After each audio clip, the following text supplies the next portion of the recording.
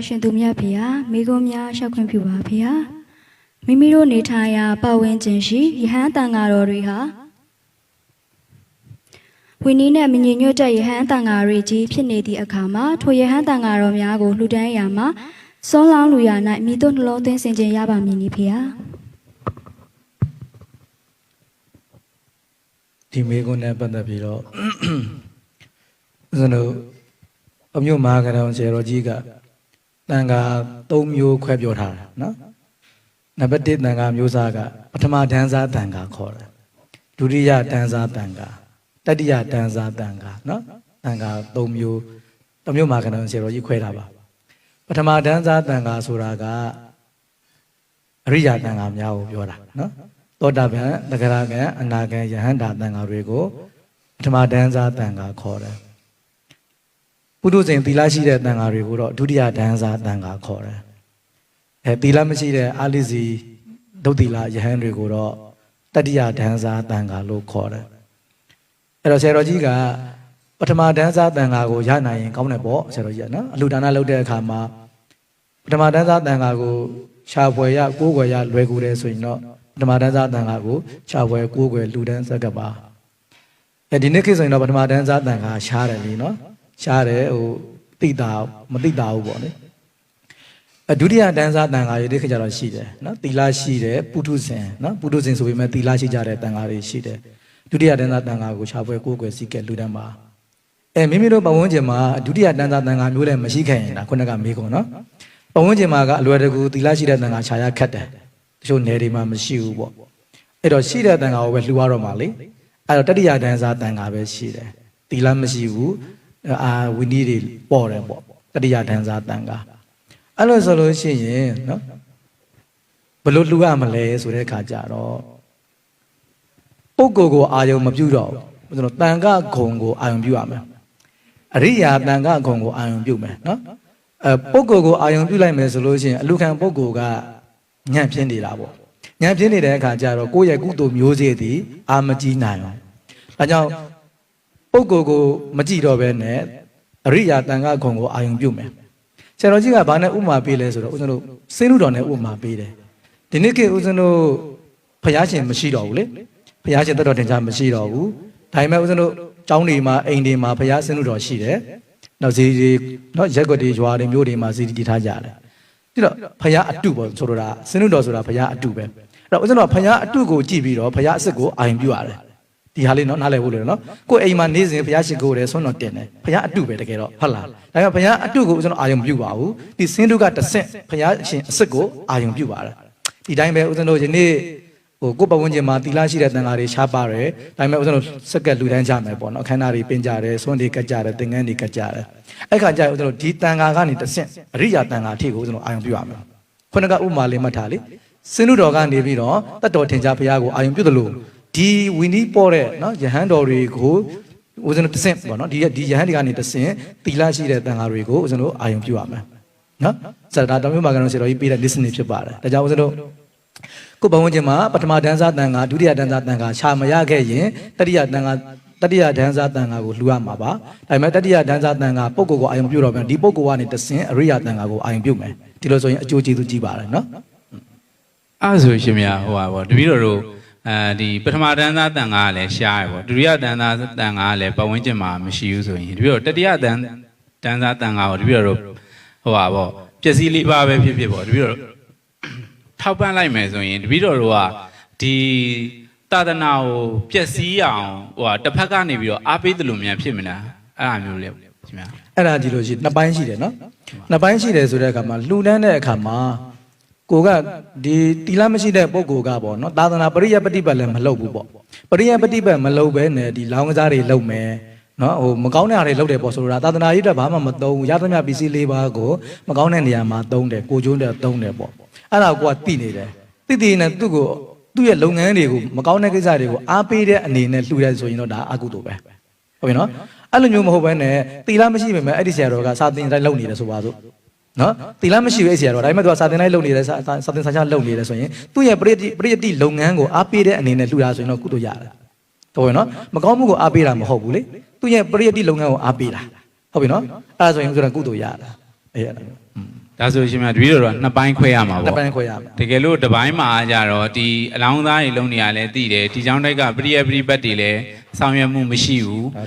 ဒီကိုကြိုးပဲလုပ်တယ်ဆိုရင်တော့တပည့်တော်တို့တရားကို 6နှစ်ပါ ရှောင်းအောင်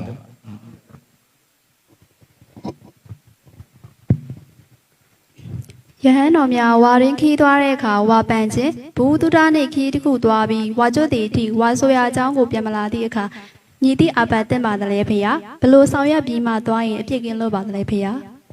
့တော့ဝါရင်းကာလမှာဦးဇင်းတို့ဟိုဆရာတော်ကြီးတွေပြောလေးရှိတယ်တုံတုံလို့ခေါ်တယ်ရဟန်းတော်တွေမှာဦးဇင်းတို့ဝါပန်ပြီးတော့သွားရတာပေါ့နော်ဝါပန်တယ်ဆိုတဲ့နေရာမှာလည်းဟိုပါဇက်ကဆိုမှတော့မဟုတ်ပါဘူးဒါဦးဇင်းတို့လည်းဝိနည်းစရာတွေဒါတွေရေးပြီးသားရှိပါတယ်ဟိုစိတ်ထဲကနေနှလုံးသွင်းလိုက်ရတယ်ဟို9ရက်အတွင်းငါပြန်လာမယ်ပေါ့နော်9ရက်အတွင်းပြန်လာမယ်ဆိုတဲ့စိတ်နှလုံးသွင်းရမယ်အဲ့ဒါကိုပဲဝါပန်တယ်လို့ခေါ်တယ်ဒါပေမဲ့ဝါပန်တိုင်းပန်လို့ရသလားဆိုအကြောင်းရှိရမယ်ကျမ်းမာရေးကိစ္စပေါ့နော်မိဘတွေဆရာသမားတွေနော်ကိုယ့်ရဲ့တပည့်တွေပေါ့နေမကောင်းဖြစ်တယ်ဆိုလို့ရှိရင်ကျမ်းမာရေးကိစ္စရှိတယ်ပေါ့နော်အဲ့ဒါဆိုလို့ရှိရင်တော့ဦးဇင်းတို့မပင့်မဖိတ်ရင်လည်းတွားလို့ရတယ်အဲ့တော့မပင့်မဖိတ်ပဲနဲ့တွားလို့ရတဲ့ဥစ္စာကမိဘကိစ္စဆရာသမားကိစ္စနော်တပည့်ကိစ္စတွေပေါ့အဲ့လိုကိစ္စတွေရှိတယ်ဆိုလို့ရှိရင်တော့မပင့်မဲနဲ့လည်းတွားလို့ရတယ်ကျန်တဲ့ကိစ္စတွေဆိုလို့ရှိရင်တော့ဒကာဓမ္မတွေကပင့်မှရမှာ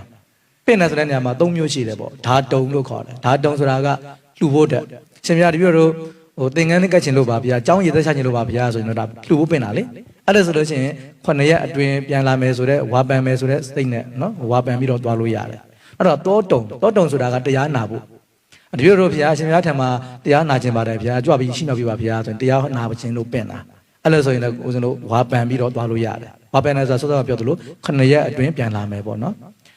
နောက်တစ်ခါဦးဇင်းတို့ဒါတုံပတ္တိတုံရှင်မြောက်ဖူးခြင်းပါတယ်တပြည့်တော့နေမကောင်းဖြစ်လို့ပါနော်ဆရာတော်ကိုဖူးခြင်းလို့ပါဗျာအဖူးမြောက်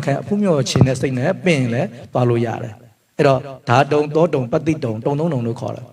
လှူဒန်းဖို့တရားနာဖို့ဖူးမြော်ဖို့ဒီကိစ္စ၃ခုနဲ့ဘယ်တကာမှပဲပင့်အဲ့ဒါဆိုလို့ရှိရင်တော့သွားလို့ရတယ်ဒါပေမဲ့သူအကြာကြီးတော့မဟုတ်9ရက်အတွင်းအရောက်ပြန်ရမှာနော်ပြန်ရမယ်စိတ်ထဲမှာနှလုံးသွင်းရမှာပေါ့9ရက်အတွင်းပြန်လာမယ်အဲ့တော့2ခုရှိတယ်မပင့်ဘဲနဲ့သွားလို့ရတဲ့ကိစ္စကမိဘဆရာသမားနော်အဲ့တော့သတင်းသုံးပေါ်တဲ့ကိစ္စပေါ့ကျက်မာရေးကိစ္စနောက်တကာမှတွေဆိုလို့ရှိရင်တော့ခုနကလှူဒန်းဖို့တရားနာဖို့ဖူးမြော်မယ်ဆိုတဲ့ဒီကိစ္စမျိုး၃ခုနဲ့ပင့်ရင်တော့သွားလို့ရတယ်နော်အဲ့တော့9ရက်အတွင်းပြန်လာမယ်ပေါ့နှလုံးသွင်းပေါ့အဲ့တော့9ရက်ကြော်သွားလို့ရှင်တော့ဒါဝါကျိုးတယ်ခေါ်တာပေါ့ဘာကိစ္စပဲရှိ9ရက်ကြော်လို့တော့မရအောင်မိဘကိစ္စပဲဖြစ်ဖြစ်ဆရာသမားကိစ္စဖြစ်ဝါကျိုး9ရက်ကြော်လို့မရအောင်အဲ့တော့ကိုယ်ကိစ္စမပြတ်သေးဘူးဆိုရင်ပြန်လာမှာပဲကိစ္စမပြီးသေးမှမိဘနေမကောင်းသေးဘူးဒါမဲ့ပြန်လာရမယ်ပြန်လာပြီးတော့တညပြန်အိတ်ကိုเจ้าမှာတညပြန်အိတ်ပြီးတော့ဝါပြန်ပန်ပြီးထပ်ထွက်လို့ရတယ်သူအဲ့တော့9ရက်ထွက်ကြော်လို့ကိုမရတာနော်အဲ့လိုပဲအဲ့တော့9ရက်ပြည့်တစ်ခေါက်မပြည့်ခင်တစ်ခေါက်ပြန်လာပြီးတเจ้าမှာတညပြန်အိတ်ပြီးနောက်တစ်ခေါက်ပြန်ထွက်ပြီးရင်6ရက်လောက်နေတညပြန်လာပြန်အိတ်ပြန်ထွက်အဲ့လိုတော့ရတ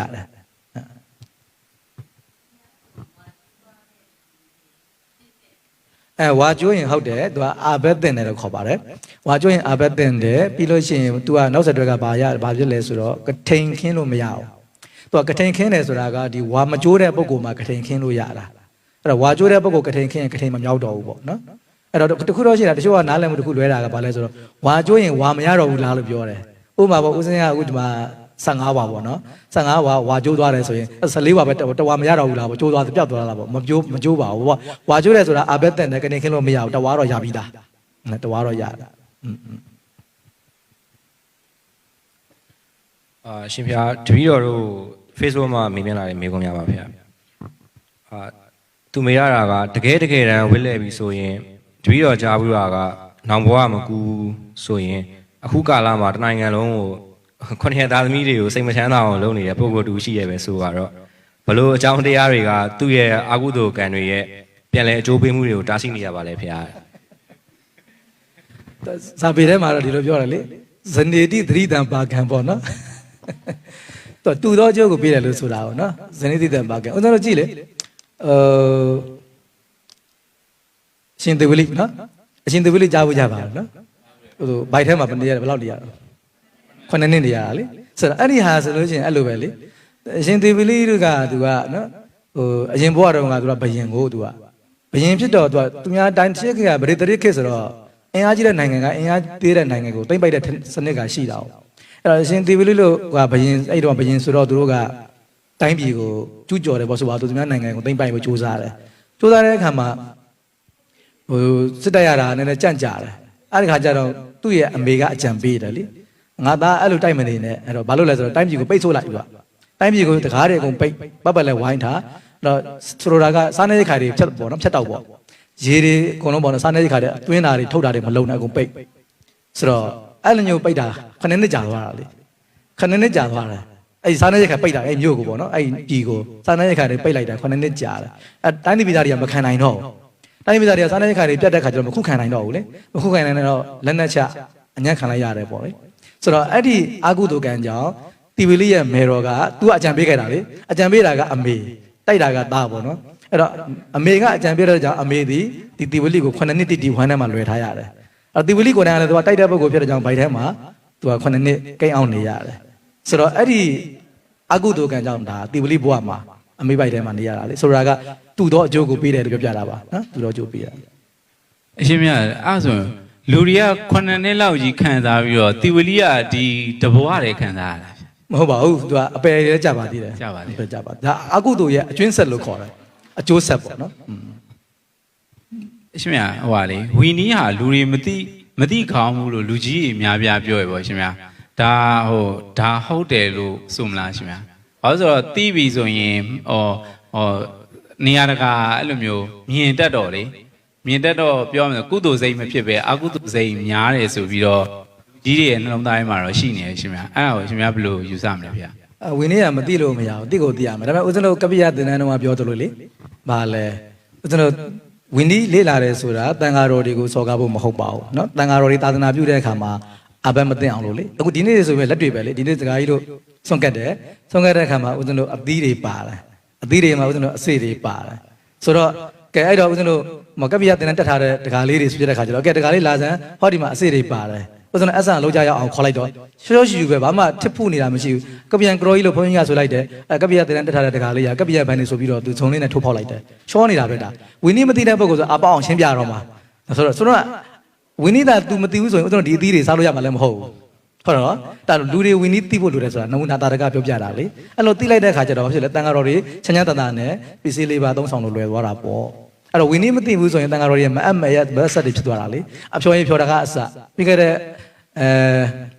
အပတ်ကဦးဇင်းတို့တိမ်သမုတ်သွားကြတယ်လေတိမ်သမုတ်သွားတယ်ဘုန်းကြီးကလည်းဝင်းနီးတော့အလေးပြတဲ့ဘုန်းကြီးပါပဲဒါပေမဲ့သူ့တက္ကရာမတွေကမတင်ပေးထားဘူးလေအဲ့တော့ဦးဇင်းတို့ကဟိုမှာအဖြော်ကြီးကက်လို့ရလားလို့သူကမေးတယ်ရတယ်ပေါ့နော်တဘာဝအဖြော်ကြီးပဲကက်ပါပေါ့ဆိုတော့တမလိုက်တော့မကြီးရေစီစဉ်ထားပါတယ်ဆိုဦးဇင်းကပြောလိုက်သေးတယ်မကြီးရေဆိုရင်တော့တော်တော်စစ်ရမှာနော်အနေတွေဖက်တွေပါတတ်တယ်လို့ပြောတော့အဲ့တော့တမတဲ့ဆိုခိုင်းနိုင်မယ်ပေါ့ဒါပေမဲ့တက္ကရာမတွေကနားမလဲဘူးလေသူတို့ထင်တာကအရေးဆိုရင်ရပြီအဖြော်ကြီးဆိုရပြီဒါပေမဲ့အမှတကယ်ကက်တဲ့ခါကျတော့အဖက်တွေအများကြီးပါလာတယ်ဒါဘာဖြစ်လဲဆိုတော့ဝီနီးမသိတဲ့အဖြစ်ပေါ့နော်အဲ့တော့ဝီနီးသိတဲ့ပုဂ္ဂိုလ်ဆိုလို့ရှိရင်တိတိကျကျစစ်မယ်ပေါ့နော်စစ်လိုက်လို့ရှိရင်ဒါဘုန်းကြီးတွေဝိကာလဘောဇနာအဘယ်လည်းမသိတော့အဲ့တော့ဝီနီးမသိတဲ့အခါကျတော့အဖြော်ကြီးကက်တဲ့ခါမှာအဖက်တွေပါလာတယ်ဒါဘာဖြစ်လဲဝီနီးမသိလို့လေအဲ့တော့ဆိုလိုတာကဝီနီးလေးလာသိရင်ချင်းနေဆရာတော်တန်ဃာတော်တွေအဘက်မသိအောင်ကူညီဖို့အတွက်ဖြစ်ပါတယ်အဲ့တော့စော်ကားဖို့မဟုတ်ပါဘူးနော်အဲ့တော့ဝီနီးမသိတော့တန်ဃာတော်တွေမချမ်းသာဘူးပေါ့နော်ဟိုမအမဆက်တွေဖြစ်တတ်တယ်ပေါ့ဒါကြောင့်ဦးဇင်းတို့ဝီနီးသိကိုသိတင်ပါတယ်နော်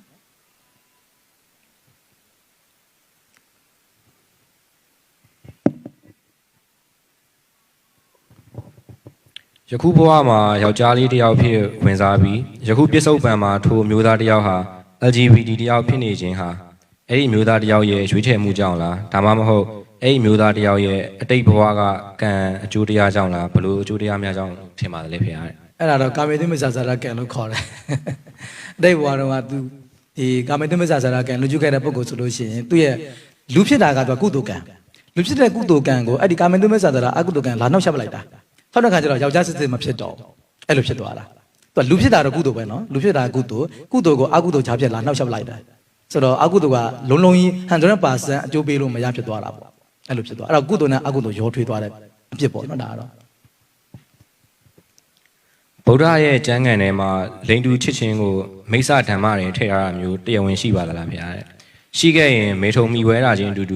ူမေတ္တာထားကြတာချင်းအတူတူကိုလိန်ခွဲကိုကြတော့ဘာဖြစ်လို့မိစ္ဆာဓမ္မတွေမထည့်ရမှာလဲဗျာအဲ့တော့မြတ်စွာဘုရားကတော့အဲ့လိုသူကမိစ္ဆာဓမ္မပရိတ္တတွေသုံးတယ်ပေါ့နော်ထက္ကရာဆရာကအဲ့ဒါထပ်ဖွင့်ပေးထားတာပါ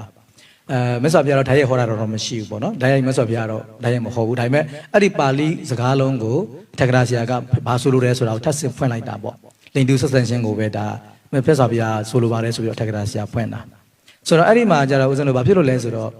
ဟိုတဘာဝနဲ့အတဘာဝလို့ခေါ်တယ်ဟိုအမျိုးသားနဲ့အမျိုးသမီးဆိုတာကတဘာဝကြတယ်တရိษံပဲဖြစ်ဖြစ်ဒီဟိုပါပဲဒီလူပဲဖြစ်ဖြစ်ပေါ့နတ်ပဲဖြစ်ဖြစ်အားလုံးကဒါဝိတဘာကအာယံခေါ်တယ်လေဝိတစန့်ကျင်ဘက်ပေါ့အမျိုးသားနဲ့အမျိုးသမီးဆိုတာစန့်ကျင်ဘက်ဒါတဘာဝကြတယ်ဟိုစန့်ကျင်ဘက်မဟုတ်လို့သဘောကြနဲ့ကြတာပေါ့လေအဲ့တော့တဘာဝမကြတဲ့ဥစ္စာနှစ်ခုကခုနကလို့ကြာချင်းဆိုတဲ့ခါကြတာခါကြတော့မချင်းဆိုတဲ့ခါကြတော့ဒါကဝိတဘာကမဟုတ်တော့တဘာကအဲ့တော့တဘာကကိုတက်မှတ်တယ်ဆိုတဲ့စိတ်ကဒါပုံမှန်ရာဂစိတ်တဲ့နည်းနည်းပြင်းထန်သွားတဲ့သဘောဘောလားမသိဘူးပုံမှန်ရာဂစိတ်တဲ့နည်းနည်းအားကြီးတဲ့သဘောကိုခေါ်တယ်တဘာဝတရားကိုစန့်ကျင်သွားတာအဲ့ကြောင့် तू ကအားကြီးတဲ့ရာဂစိတ်တစ်မျိုးဖြစ်လို့သူ့ကိုမိစ္ဆာဓမ္မလို့သုံးထားတာပါဒါတာမရာဂတဲ့ तू ကနည်းနည်းပြင်းထန်တယ်ဆိုတဲ့သဘောကိုဒီညွှန်းတာဖြစ်ပါတယ်နော်အရှင်မရဟိုပါပေါ့နော်ဘယ်သွားအခမဲ့မရတဲ့လောကကြီးမှာ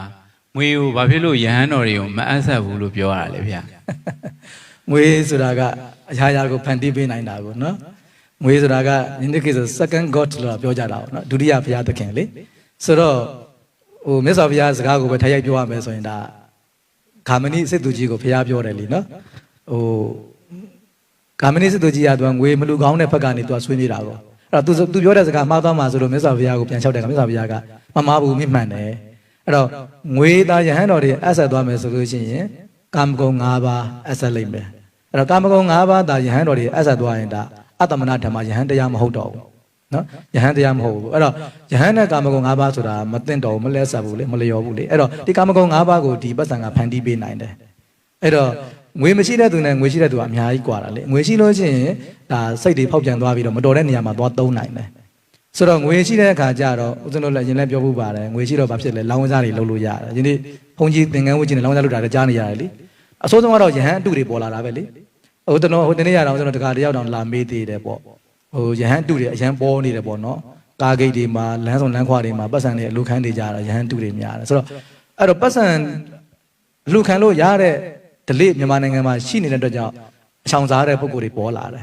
သင်္ကန်းလက်ကြောမတင်တဲ့ပုံကိုယ်ပေါ့နော်အဲ့တော့သင်္ကန်းပုတ်ပြီးတော့လမ်းတကာပတ်ပြီးတော့အလူခန်းတယ်ဒကာဓမ္မတွေကလည်းသင်္ကန်းပတ်ထားတဲ့ဘုန်းကြီးမှန်ရင်ဆက်လာတူလာစစ်စစ်ဖို့မစင်စားတော့ဘူးငွေလူမယ်ဆိုတာကြီးပဲဆိုတော့အဲ့လိုမျိုးစဉ်းစားဆင်ခြင်ကင်းမဲ့ပြီးတော့ငွေလူတဲ့ပုံကိုယ်တွေပေါ်တဲ့အတွက်ကြောင့်အချောင်ဝစ်တဲ့ပုံကိုယ်တွေပေါ်လာတယ်ဦးသင်ပြောလိုက်ပါလားအဲ့ဒီကတကယ်ငယ်ဖြူယဟန်ဆရာသမားနဲ့တကယ်စနစ်တကျသင်ယူလေ့လာထားတဲ့ယဟန်ဆိုလို့ရှိရင်အဲ့လိုမျိုးဘူတာယုံတွေကားဂိတ်တွေလမ်းဆောင်လမ်းခွာတွေမှာပတ်စံလိုက်အလိုမခံပါဘူးလို့ဒါဟာသိချတဲ့ယဟန်အတုပဲနော်ယဟန်အစစ်ဖြစ်ခိုင်တော့မှတကယ်ဆရာကောင်းသမားကောင်းစီမှာဝတ်တဲ့ပုဂ္ဂိုလ်မဟုတ်နိုင်ဘူးပေါ့နော်တကယ်ယဟန်အစစ်မှအဲ့လိုမျိုးလမ်းဆောင်လမ်းခွာတွေမှာပတ်စံလူခံတဲ့ပုဂ္ဂိုလ်မလုပ်ပါဘူးဒကာဓမ္မတွေဒါသိထားတင်တာဒါကြောင့်ဦးဇင်းတို့ပတ်စံမလူနဲ့ပစ္စည်းလေးပါလူတချို့ဦးဇင်းတို့ပြောတယ်အားတဲ့ဟိုဈေးထဲမှာပေါ့နော်ဟိုဖက်နဲ့ပြတ်သွားတယ်ဆိုပြီးတော့ပတ်စံလာတောင်းကြတယ်ပေါ့ဒကာကြီးတို့ဒကာမကြီးတို့ကိုရင်ဖက်နဲ့ပြတ်သွားလို့ပါဦးဇင်းဖက်နဲ့ပြတ်သွားလို့ပါဖက်နဲ့ဘိုးလေးလူပါအောင်ဆိုတော့သူကဟိုသူ့လည်းဖက်နဲ့ဘိုးလိုက်လူခံဒီသူ့လည်းဖက်နဲ့ဈေးတစ်စုံလည်းနှံ့နေပြီးတော့ဖက်နဲ့ဘိုးကလည်းမပြီးနိုင်တော့ဘူးသူဖက်နဲ့ဘိုးကဆိုတော့ဦးဇင်းကအကြံပေးတယ်တကယ်သူဖက်နဲ့ပြတ်ဖက်နဲ့လိုချင်တယ်ဆိုရင်ဖက်နဲ့ကပ်ဝယ်ပေးလိုက်ဖက်နဲ့ကပ်ပြီးပေးလိုက်သူ့ဆိုင်နဲ့တိုင်တဲ့ဖက်နဲ့ကိုပေးလိုက်အဲ့တော့တကယ်ဖက်နဲ့လိုချင်တဲ့ပုဂ္ဂိုလ်ကဖက်နဲ့ရရင်ကျင်းတဲ့ငွေမလိုချင်ဘူးဟုတ်နော်အဲ့တော့ဆုံးဖုံးပေးရတဲ့ပုဂ္ဂိုလ်ဆုံးဖိုးလေးလူပါအောင်ပြောရင်ဆုံးဖိုးမလူနဲ့ဆုံးကတ်လိုက်ဦးဇင်းပြောတာဆုံးကတ်လိုက်ဖက်နဲ့လူပေးလိုက်အဲ့ပတ်စံတကယ်လိုချင်တဲ့ပုဂ္ဂိုလ်ကမဟုတ်ဘူးသူကပတ်စံရအောင်တောင်းလိုက်မယ်သူကဟာဦးစင်ကိုယ့်ကိုဝယ်လိုက်မယ်လို့ပြောလိုက်မယ်သူကနော်အဲ့တော့ဦးစင်ကိုယ့်ကိုဝယ်စားလိုက်မယ်ကိုယ့်ကိုဝယ်လိုက်မယ်လို့ပြောလိုက်မယ်ဘာလို့သူပတ်စံလိုချင်တာလေဖက်နဲ့လိုချင်တာမဟုတ်တာအဲ့တော့ဦးစင်အကြောင်းအဲ့လိုယဟန်အတုတွေပပြဖို့အတွက်ကဒကာဓမ္မတွေစဉ်းစားသင့်တယ်လေဒါကြောင့်ဦးစင်တို့အဲ့လိုလမ်းဆောင်လမ်းခွာတွေဈေးတွေမှာလိုက်လူခံနေတဲ့ဟာမျိုးကိုဦးစင်တို့အာမပေးသင့်ဘူးဘာလို့အစစ်ထက်အတုများတယ်အဲ့ဒါတွေကဒါကြောင့်တကယ်ဒုက္ခရောက်နေတယ်ဆိုလို့ရှိရင်လည်းခုနဆုံးကပ်ပေးလိုက်ပါဖက်နဲ့လှူပေးလိုက်ပါဟုတ်လားအဲ့ဒါမျိုးပေါ့အဲ့တော့တကယ်ပတ်စံလိုချင်တဲ့ပုံကိုကြတာမဟုတ်ဘူးအဲ့ဒီဖက်နဲ့ကိုတမန်တကာဖြတ်တယ်ကိုနေရလူခံဒီနေရလူခံတော့ဒကာဓမ္မတွေကအဲ့ဒါဦးဇင်းတို့ဒီနေ့မနေ့တောင်တရားဟောခဲ့သေးတယ်ပညာဗုဒ္ဓဘာသာဝင်တွေအားနည်းနေတာအဲ့တော့တတ္တာဗုဒ္ဓဘာသာဝင်တွေအားကောင်းတဲ့ခါကျတော့အတုတွေကလည်းထကြွလာတာပေါ့နော်အဲ့ကြောင့်တို့ပတ်စံရှိတော့ခုနနောက်ဆုံးခုနသာသနာဖြတ်တဲ့ပုံကိုတွေသာသနာအတုယဟန်တုတွေပေါ်လာတယ်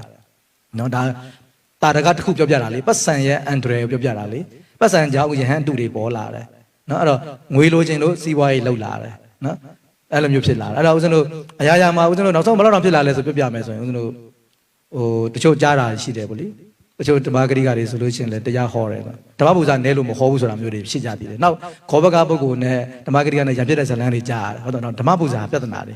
ငွေပြဿနာတွေလေဆိုတော့မဖြစ်တဲ့ကိစ္စတွေလေအဲ့တော့ခောဘကဓမ္မပူဇာအကုန်မပေးလို့ဓမ္မဂရိကနဲ့ရံပြတဲ့ဇလန်းတွေဆိုတော့ဒါတွေအားလုံးကငွေကိုအခြေခံပြီးတော့ယဟန်တစ်ပါးအနေနဲ့မဖြစ်တဲ့ပြဿနာတွေဖြစ်လာတာပဲနော်အဲကြောင့်ဦးဇင်းတို့ကမြတ်စွာဘုရားက ငွေမလူအောင်လို့မဆိုလို့လူချင်းကပ်ပြရကာရကလက်ထက်မှာအပ်ပြီးတော့အဲဆက်လူပါလို့ပြောထားပြီးသားပဲအဆုံးမရောက်ပါဘူးမြတ်စွာဘုရားနော်ငွေဒီမရှိမဖြစ်လိုအပ်တဲ့ဟာမှန်တယ်ဒါပေမဲ့မြတ်စွာဘုရားကမစ္စမပရိပိတာပဲနော်ယဟန်နေလက်ထက်မှာမထက်ရအောင်ယဟန်နေကိုယ်တိုင်ဝယ်ယူသုံးစွဲခြင်းခွင့်မပြုဘူးလူစင်ခဏခဏပြောနေတာလက်ထက်မှာငွေရှိတယ်ဆိုလို့ချင်းနောက်ဆုံးကုန်ပြောမယ်ဆိုရင်လူခိုးထပ်ပြီးတော့မာတုကမှတော့ပြောလို့ရတယ်ဟုတ်တယ်လားသဖြင့်တူတွေဝတ်မယ်အင်ဂျီတွေဝတ်ပြီးတော့ထွက်လာပြီသူကမသိလိုက်ဘူးဒါမျိုးတွေဦးဇင်းတို့အများကြီးကြားနေရတာလေအားလုံးအခြေခံလိုက်ရင်ငွေပဲငွေသားလက်ထက်မှာမရှိရင်ဒီလိုမျိုးလုပ်ဖို့စိတ်ကူးမှမဟုတ်ဘူးဟုတ်တယ်နော်ငွေမရှိတဲ့ယဟန်တစ်ပါးအနေနဲ့လူထက်ဖို့လုံးဝစိတ်ကူးမှမဟုတ်ဘူးလက်ထက်မှာငွေရှိတော့ငွေအားကိုးနဲ့လုံရဲတယ်ဟုတ်တယ်လားနောက်ဆုံးခုနအရက်ဝယ်တောက်တာတွေပါဖြစ်လာတာဟုတ်တယ်လားကျောင်းသားကပ္ပိယပေါ့ဝယ်ခိုင်းထားတယ်ဆိုတော့အားလုံးပါလဲငွေကြောင့်ဖြစ်တဲ့ပြဿနာတွေအဲကြောင့်မြတ်စွာဘုရားအဲကြောင့်ငွေကိုပယ်ခဲ့တယ်ဆိုတာအဲ့ဒါပ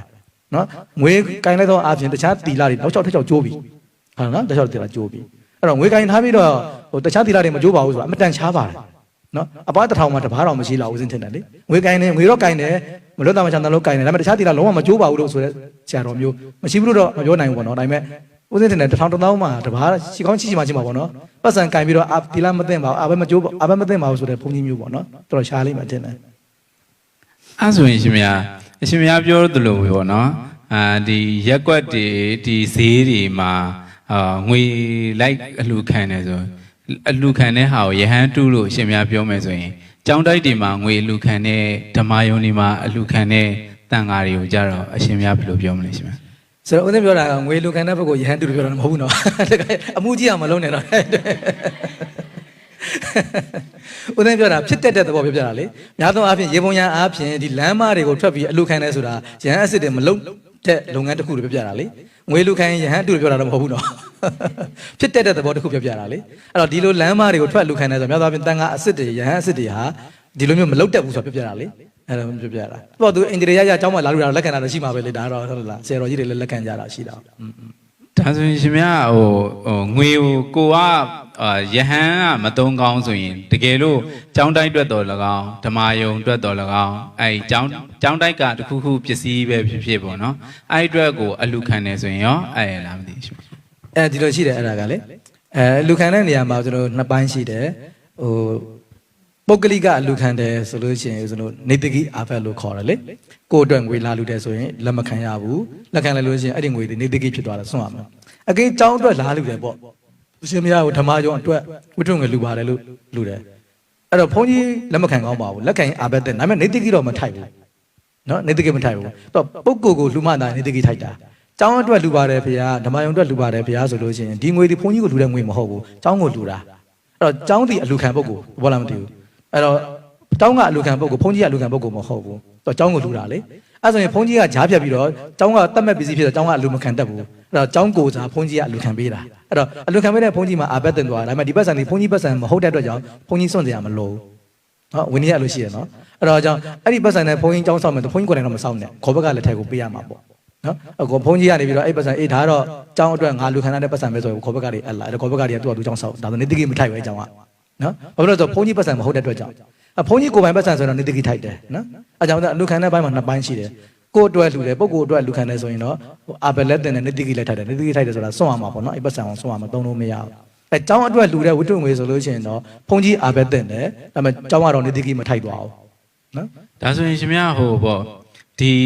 ီကျောင်းတိုက်ကိုပဲလာလှူတယ်ပေါ့တပည့်တော်ကကျောင်းတိုက်ကိုလာလှူတယ်ဘုန်းကြီးကလက်ခံတယ်ဘုန်းကြီးကပဲဦးစီးပြီးတော့ဆောင်ရွက်တယ်ပေါ့ဒီကုန်ကြစိတ်တွေအားလုံးစီမံခန့်ခွဲတယ်ဆိုရင်ရောအဲ့ကျောင်းကနေတကိထိုက်လာမသိဘူးဘုန်းကြီးကိုယ်တိုင်တော့ဝယ်ယူစီမံခြင်းတော့လုပ်လို့မရပါဘူးနော်ဘုန်းကြီးကိုယ်တိုင်ဝယ်ယူစီမံတော့နေတကိထိုက်ပါပါလားနော်ဟိုတခါတွေပဲစီစဉ်ရမှာပေါ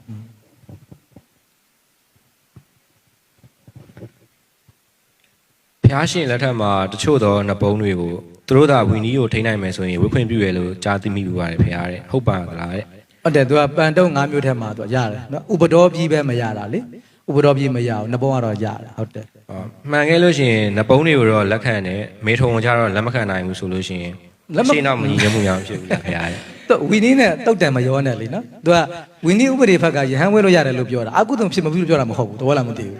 ယဟန်ဝိခွင့်ပြုတယ်ဒါပေမဲ့ဟိုကမေထုံသားပြုခြင်းတော့ဒါအကုသိုလ်ပဲလေဒါကတော့ဒါကိုပြောတာလေဟိုကအကုသိုလ်မပြုပြောတာမအကုသိုလ်ဖြစ်တယ်ဒါပေမဲ့ယဟန်ဝဲလို့ရတယ်ဒါပဲလေယဟန်ခံသည့်အခါမှာကမ္မဝါစာဖတ်ပါတယ်ဖေဟာကမ္မဝါစာမဖတ်ခင်မေးတဲ့မေခွန်းတွေကယောက်ျားစင်စေဧကန်ဖြစ်၏လို့ဆိုတဲ့မေခွန်းပါပါတယ်ဖေဟာ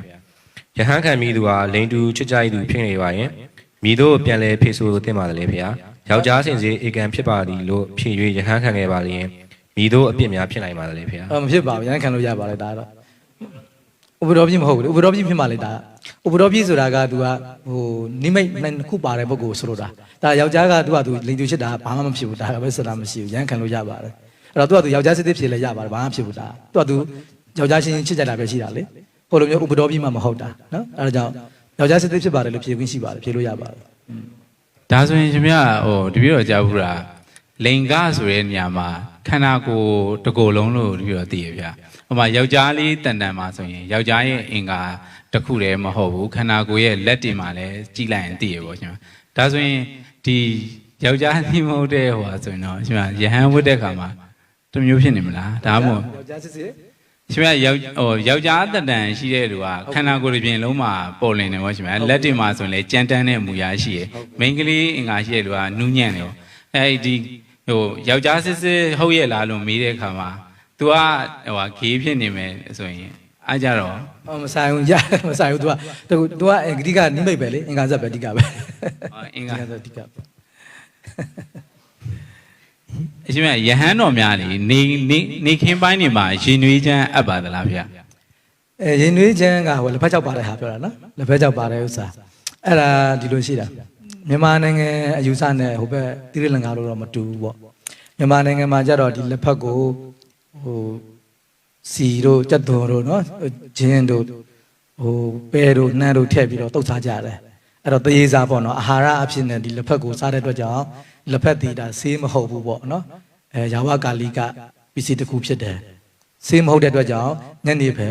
ရင်နွေးချမ်းတောက်မယ်ဆိုလို့ရှိရင်ရင်နွေးထဲမှာဒီအရွက်ကိုထည့်တောက်မယ်ဆိုလို့ရှိရင်ဒီအရွက်ကိုပြုတ်လိုက်သလိုဖြစ်သွားတယ်တနည်းပြောမယ်ဟင်းရွက်ပေါ့နော်ဒီလက်ဖက်ကိုဆရာတော်တွေကဟင်းရွက်အဖြစ်သတ်မှတ်တယ်အဲ့တော့ဟင်းရွက်အဖြစ်သတ်မှတ်လိုက်တဲ့အခါကျတော့သူဒီဝီနီထဲမှာကဟင်းရွက်ကိုရင်နွေးနဲ့ပြုတ်မတောက်အောင်အဖျော်ရည်ကိုဖျော်လို့ရှိရင်တော့ရေအေးပဲတောက်လို့ရတယ်လေလက်ဖက်ကိုအဖျော်ရည်လို့မရလားဆိုရတယ်ဒါပေမဲ့ရေအေးနဲ့ဖျော်ရမယ်အကြောင်းဟိုဘက်မှာကျွန်တော် green tea ဆိုပြီးတော့အပြင်ဟိုကျွန်တော်ထိုင်းနိုင်ငံလုံးမှာတို့ဒါညနေပိုင်းရဟန်းနေတောက်တယ်အဲ့တော့လက်ဖက်6ကို sorry လက်ဖက်ရွက်ကိုရေအေးနဲ့ဖျော်မယ်ဆိုရင်တော့အပ်တယ်အဲ့တော့ရေနွေးနဲ့လုပ်တဲ့ခါကျတော့ဒီဟင်းလက်ဖက်ရွက်ကိုပြုတ်တူလို့ဖြစ်သွားတာပေါ့အဲ့တော့ဟင်းရွက်ပြုတ်ရည်သဘောဖြစ်သွားတယ်အဲ့ကြောင့်မြန်မာဆရာတော်ကြီးတွေကဟင်းရွက်ပြုတ်ရည်ဖြစ်တဲ့အတွက်ကြောင့်ညနေဖက်လက်ဖက်ရည်မအပ်ဘူးဒါမြန်မာဆရာတော်တွေရဲ့အဲ့တော့ဟိုမြင်အယူဆပေါ့ဗျာလက်ဖက်ဒီတောက်စားတဲ့အထက်မှာပါတယ်ပေါ့နော်အာဟာရပစ္စည်းတဲ့အထက်မှာပါလို့ညနေဖက်ရင်နွေးနဲ့ပြုတ်ပြီးတော့တောက်လို့မရအောင်ရေအင်းနဲ့ဆိုရင်တော့ရတယ်နိုင်ငံခြားမှာကြတော့ဒီသီးလင်္ကာတို့ဘာတို့မှာကြတော့လက်ဖက်ကိုမြန်မာနိုင်ငံတို့တုတ်စားတာမျိုးမရှိဘူးသူကဒီလက်ဖက်ရေဂျာမဲတောက်ကြတာလေတုတ်စားတာမရှိဘူးဒါကြောင့်သူတို့နိုင်ငံမှာဆိုရင်ဒီလက်ဖက်ဒီအာဟာရမဖြစ်ဘူးဆေးပဲသူတို့နိုင်ငံမှာဆေးသတ်မှတ်တယ်ဘာလို့စားတောက်တာမရှိမြန်မာနိုင်ငံလိုစားတောက်တာမရှိဘူးမကြောင့်သူတို့ချိန်မှာကြတာဆေးလို့သတ်မှတ်တယ်သူတို့နိုင်ငံဒေသအရဆိုရင်တော့ဒါညနေဖက်တောက်လို့ရတဲ့အနေအထားရှိတယ်ဒါကြောင့်လည်းသီးလင်္ကာကဝင်းဒီအလေးပြုတဲ့ဆရာတို့လည်းတောက်ကြတယ်ညနေဖက်လက်ဖက်ရည်ကိုပေါ့နော်အဲ့တော့အဲ့ဆိုရင်ဘလို့နားလည်ရမလဲပေါ့နော်ဟိုနိုင်ငံမှာအဲ့တဲ့နိုင်ငံမှာဒီလိုပဲမှတ်ရမလားဆိုတော့အဲ့လိုပဲမှတ်ရတော့မှာပဲကျွန်တော်စာပေထဲမှာနှစ်ဝါဒရှိတယ်တနိုင်ငံကဆေးဖြစ်သတ်မှတ်တယ်တနိုင်ငံကဒီအစားအသောက်ဖြစ်သတ်မှတ်တယ်အဲ့လိုဆိုရင်အဲ့ဒီဝင်းဒီဘလို့လိုက်နာမလဲဆိုတော့ကနှစ်ဝါဒကွဲတာကတဝါဒကတော့နိုင်ငံတစ်ခုခုကနော်ဒီဟာကိုအစားအသောက်ဖြစ်သတ်မှတ်လိုက်တယ်ဆိုလို့ရှိရင်အစားအသောက်ဖြစ်စားကြတယ်ဆိုလို့ရှိရင်ဘယ်နိုင်ငံဖြစ်ဖြစ်ဒါကိုအစားအသောက်ဖြစ်သတ်မှတ်ရတယ်ဆိုတာကမြန်မာနိုင်ငံမှာဒါလက်ဖက်တီမအပ်ဘူးလို့သတ်မှတ်တယ်ဒါဆိုလို့ရှိရင်တခြားနိုင်ငံမှာလည်းမအပ်ဘူးလို့ပဲဆုံးဖြတ်ရအောင်မယ်ဒါတဝါဒဆိုတာကတနိုင်ငံမအပ်တာနဲ့တကမ္ဘာလုံးမအပ်ဘူးဆိုတဲ့ဝါဒတစ်ခုရှိတယ်ဒါတီကာထဲမှာလေဝိမတိတီကာလားဝိမတိတီကာလို့ထင်တာပဲနော်နောက်တဝါဒကျတော့မဟုတ်ဘူးသူကဆေးဖြစ်သတ်မှတ်တဲ့နိုင်ငံမှာဆိုရင်အပ်တယ်အစားအသောက်ဖြစ်သတ်မှတ်တဲ့နိုင်ငံဆိုမအပ်ဘူးသူ့နိုင်ငံဒလေးနဲ့ပဲဆိုင်နေဆိုပြီးတော့ဆုံးဖြတ်တဲ့တဝါဒလည်းရှိတယ်အဲ့တော့အဲ့ဒီဝါဒလေးကတော့ဦးဇင်းတို့နည်းနည်းသဘောကျတယ်ဘာဖြစ်လို့လဲဆိုတော့နိုင်ငံတစ်ခုခုကဒါကိုဦးဇင်းတို့အစားအသောက်ဖြစ်သတ်မှတ်တယ်မသတ်မှတ်ဘူးဆိုတော့တခြားနိုင်ငံလူသိချင်မှသိမှာလေဥပမာသီလင်္ကာနိုင်ငံရဟန်းနေသည်မြန်မာနိုင်ငံမရောက်ဘူးဆိုရင်မြန်မာနိုင်ငံရဲ့ဒလေးသူတို့ဘယ်သိမလဲအဲ့သူတို့အာဘက်သိင်ကုန်မှာပေါ့ဟုတ်နော်အဲ့ကြောင့်ဦးဇင်းတို့ကဒုတိယဝါဒကိုသဘောကျတယ်တနေ့ဟိုဒီပါလဲဟိုတနိုင်ငံမှာကအစားအသောက်ဖြစ်သတ်မှတ်တယ်ဆိုအဲ့နိုင်ငံမှာမအပ်ဘူးလို့မှတ်လိုက်တနိုင်ငံဆေးဖြစ်သတ်မှတ်တယ်ဆိုအဲ့နိုင်ငံအဲ့တယ်လို့မှတ်လိုက်ပဲနော်အဲ့လိုပဲအဲ့ဝါဒလေးကတော့နည်းပိုကောင်းတယ်လို့ပေါ့ယုံကြည်ရှိတယ်လို့ပဲနော်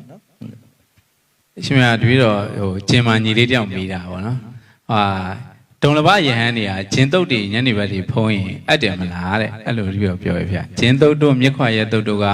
တုံလဘပဲဖြစ်ဖြစ်ယဟန်ပဲဖြစ်ဖြစ်အပ်တယ်လို့ယူဆလို့ရလားဗျာအဲ့ဒါတမျိုးမကရန်ဆရာတော်ကြီးကပါဠိမဘာသာဒီကထဲမှာတိတိကျကျအချင်းပေးထားတယ်လ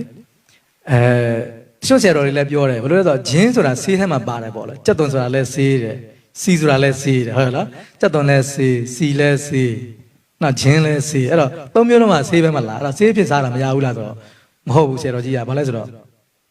ဆေးမဖြစ်တော့ဘူးလားလက်တုပ်ဟင်းတွေကဖြစ်သွားပြီလေဆရာတော်ကြီးကနော်အဲ့တော့ဂျင်းတုပ်ဒီ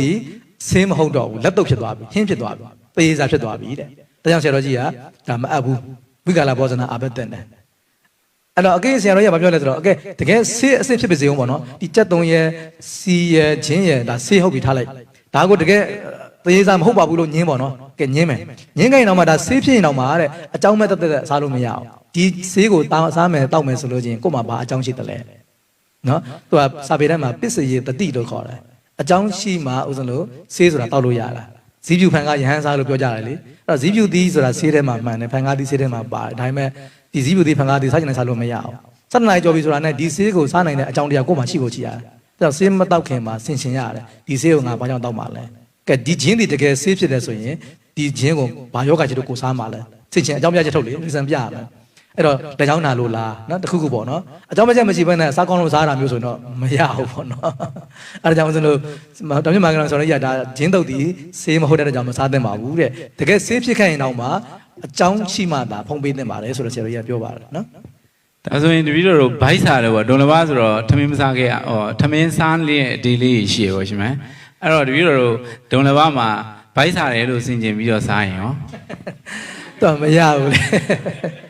တော့ယောဂါနော်တော့ယောဂါအတွက်ကိုမြတ်စွာဘုရားစိတ်ခွင့်ပြုတာအဲ့တော့ဘိုက်စာအတွက်ကိုမြတ်စွာဘုရားခွင့်ပြုပြီးသားလေပိပါဒ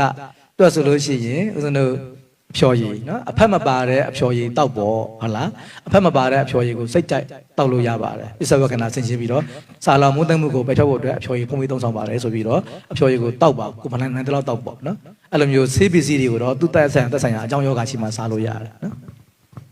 အရှင်ဖေဟာတပည့်တော်တို့အရင်တော့ကိုရင်ဝတ်ခဲ့ရဗျာအမှဝေပေးရဲ့ဆရာကလည်းတေချာမရှင်းပြလိုက်ဘူးဗျာဝင်းကြီးတွေပါတယ်တပည့်တော်ကလည်းမသိရောလိုမျိုးညာတိုင်းချင်းတို့လက်ဖက်တို့အကုန်စားတယ်စားပြီးတော့တပည့်တော်ကအပြစ်ဖြစ်မှလည်းမသိရောအာဘက်လည်းမဖြစ်ဘူးဗျာဒီတိုင်းပဲလူထွက်လာခဲ့လိုက်တယ်ဆိုတော့တပည့်တော်မှာခုနောက်ပိုင်းတော့ဘယ်လိုမျိုးအကျုပ်တက်ရမလို့ရှိမလဲမသိဘူးလူထွက်သွားရင်တော့သူကယဟန်ဘွားကလုပ်ခဲ့တဲ့အဖြစ်ကမဆိုင်တော့ဘူးလေအဖြစ်က2ခုရှိတယ်နော်သတိထားမှာလေဝီနီးအပြစ်နဲ့အဘိဓမ္မာအပြစ်လို့ခေါ်တယ်တခါတလေဝီနီးဘက်ကအပြစ်ဖြစ်ပေမဲ့အဘိဓမ္မာမှာ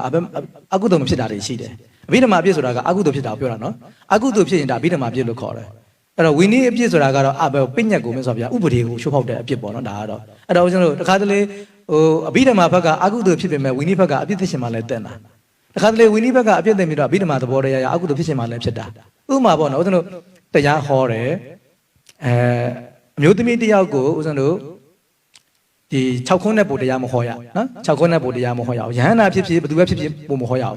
ဒါပါဠိလိုပြောတာလေအင်္ဂလိပ်လိုမြန်မာလိုဟောတာတော့ရတယ်လို့ဆိုကြပါတယ်နော်အဲ့တော့ပါဠိဘာသာနဲ့ပါဠိစကားနဲ့အမျိုးသမီးတယောက်ကိုစကား6ခုနဲ့ပို့မဟောရအောင်ဆိုတော့အဲ့ဒါကိုဦးဇင်းတို့ဟောမိသွားမယ်ဆိုရင်ဟောတဲ့ဘက်ကိုအာဘက်တက်တယ်စဉ်းစားကြည့်တယ်တရားဟောရင်းနဲ့အာဘက်တက်သွားတာနော်အာဘက်တက်သွားတာအဲ့တော့တရားဟောလိုက်တဲ့အာဘက်တက်တဲ့ကြောင့်အကုသိုလ်ဖြစ်သလားမဖြစ်ဘူးတရားဟောတာကုသိုလ်လေဒါပေမဲ့သူကဝိနည်းဘက်ကချိုးဖောက်မိတာဖြစ်သွားတယ်ယဟန္တာလည်းအာဘက်တက်တယ်အဲ့ဒါကအဲ့ဒါဆိုတော့ညာအဲ့ကြောင့်အာဘက်သိနေမယ်အာကုသိုလ်မဖြစ်တာတွေရှိတယ်ဘောလားမသိဘူးနော်အဲ့တော့အာဘက်တော့တင်သွားပြီအာကုသိုလ်မဖြစ်တာတွေရှိတယ်ခုနတရားဟောတဲ့ကိစ္စတွေပေါ့နော်တရားဟောတဲ့အာဘက်တင်သွားတယ်အဲ့ဒါမျိုးအဲ့တခုတော့ရှိတယ်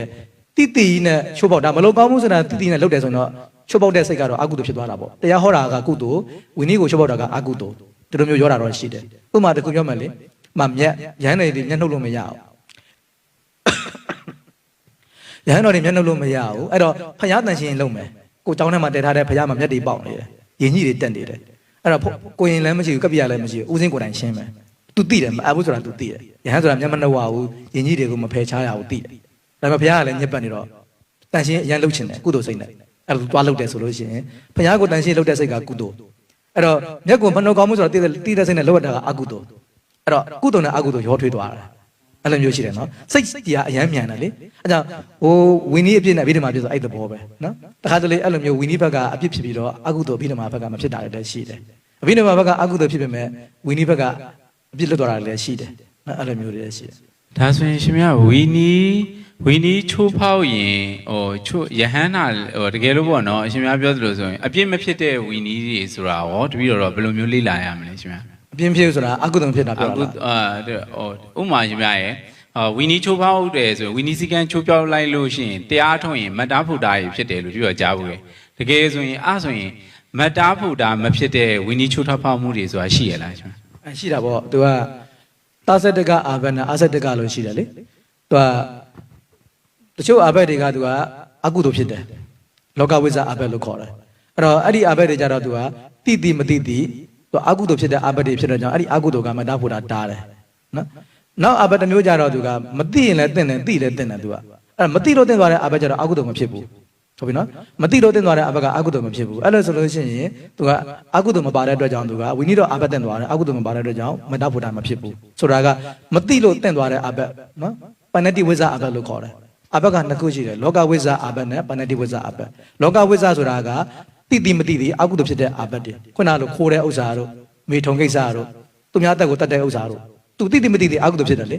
ဟန်တစ်ပါးဒီတရားကိုမလောက်ကောင်းဘူးလို့သူတိဖြစ်စေမတိဖြစ်စေခိုးတာနဲ့အကုသိုလ်ပဲအဲ့ဒါတွေကြတော့ဝိနည်းသူမသိလဲမတတ်ဖို့တာဖြစ်တယ်အဲ့လောကဝိဇ္ဇလို့ခေါ်တယ်ပဏ္ဏတိဝိဇ္ဇဆိုတာကအဲ့လိုမဟုတ်ဘူးသူက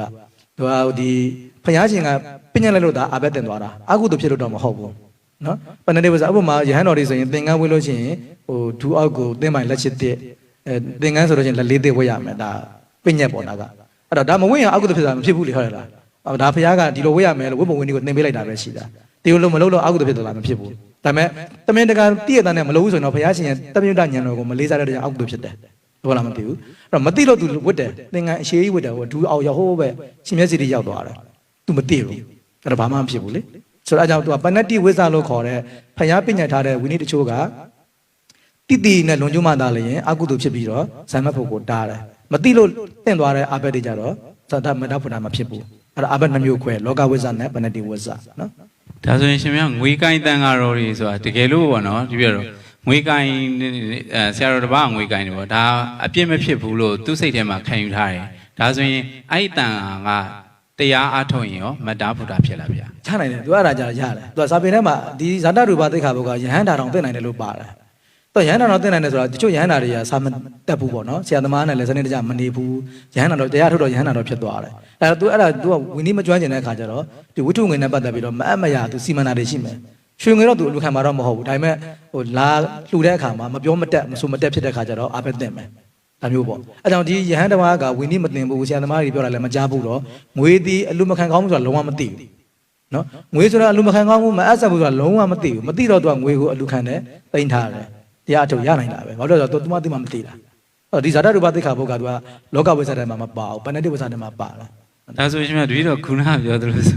ဝိနည်းမသိတာပုံမကောင်းဘူးမဟုတ်ဘူးစာပေထဲမှာအဲ့ဒီစိတ်ကအကုသိုလ်ဖြစ်သွားပြီသဘောလားမသိဘူးသိအောင်ကျင့်ရမယ်သဘောလားမရူးကိုဥပဒေကိုသိအောင်ကြိုးစားမှတောင်းရဟန်းတိုင်းမှာရှိတယ်အဲကြောင့်အညာတက်ပံပရိပု္ပ္ပစိတက်ပံပရိပညိတက်ပံမြတ်စွာဘုရားဟောပြီးသားမေးရမယ်သင်ယူရမယ်လေ့လာရမယ်တမင်တကာကြီးကို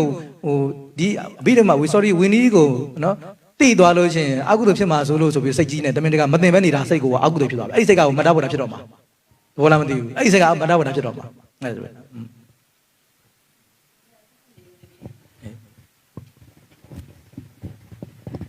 ယဟန်တပါငွေကိုငွေကိုင်းတာကိုခုနလိုတိလို့ဖြစ်စေမတိလို့ဖြစ်စေ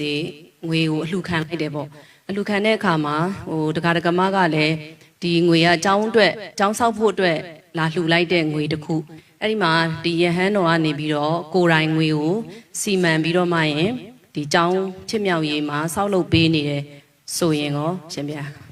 ခုနကဦးသိပြောလိုက်တယ်နော်ယဟန်တော်ဆရာတော်ကိုဝတ္ထုငွေထားရိုက်ကတ်တယ်ဆရာတော်ကပုဂ္ဂလိကလက်ခံတယ်ပုဂ္ဂလိကနဲ့ဆောက်ရင်လည်းလုံးဝမအပ်ဆက်ဘူးဒါတပတ်နံပါတ်1နောက်နံပါတ်2ကဆရာတော်ကိုလှူတာမဟုတ်ဘူးကျောင်းကိုလှူတာအဲ့ဆရာတော်ကသူကကိုစားသူလက်ခံထားလိုက်တယ်အဲ့ဒါဆိုလို့ရှိရင်သူကခုနကပြောသလိုခေါ်ဘက်ကကိုပေးလိုက်အဲ့ဆိုအဲ့ကျောင်းကအပ်သေးတယ်ခေါ်ဘက်ကမပေးဘဲနဲ့ဆရာတော်ကိုယ်တိုင်တိန်ထားပြီးတော့ဘီလက်မြေတွေဝယ်တယ်ကြောက်တေးတန်းတွေဝယ်ပြီးတော့သူဆောက်တယ်ဆိုရင်အဲ့ဒါမအပ်တော့ဘူးဘာလို့ဆရာတော်ကိုယ်တိုင်ဝယ်တဲ့ပစ္စည်းဖြစ်သွားတဲ့အတွက်ကြောင့်နော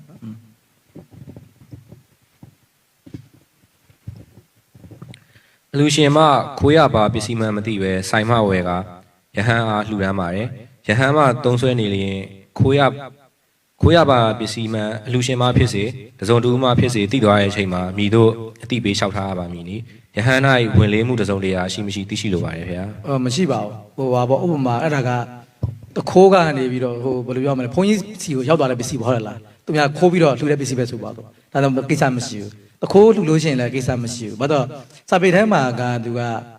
တခိုးကလူတယောက်ရဲ့ပစ္စည်းကိုခိုးသွားတယ်ဆိုရင်တခိုးလက်ထဲရောက်သွားတခိုးကသူ့ပစ္စည်းကတခိုးပစ္စည်းဖြစ်သွားတယ်အဲ့တော့တခိုးပစ္စည်းကသူ့ပစ္စည်းတစ်ခုအနေနဲ့ဘုန်းကြီးကိုလူတာဖြစ်တဲ့ကြောင့်ဘုန်းကြီးမှာအဆက်တယ်ဘုန်းကြီးပယောကမပါဘူးတိကရင်လည်းပြန်ပေးကြရလဲမလို့โอเคဟိုက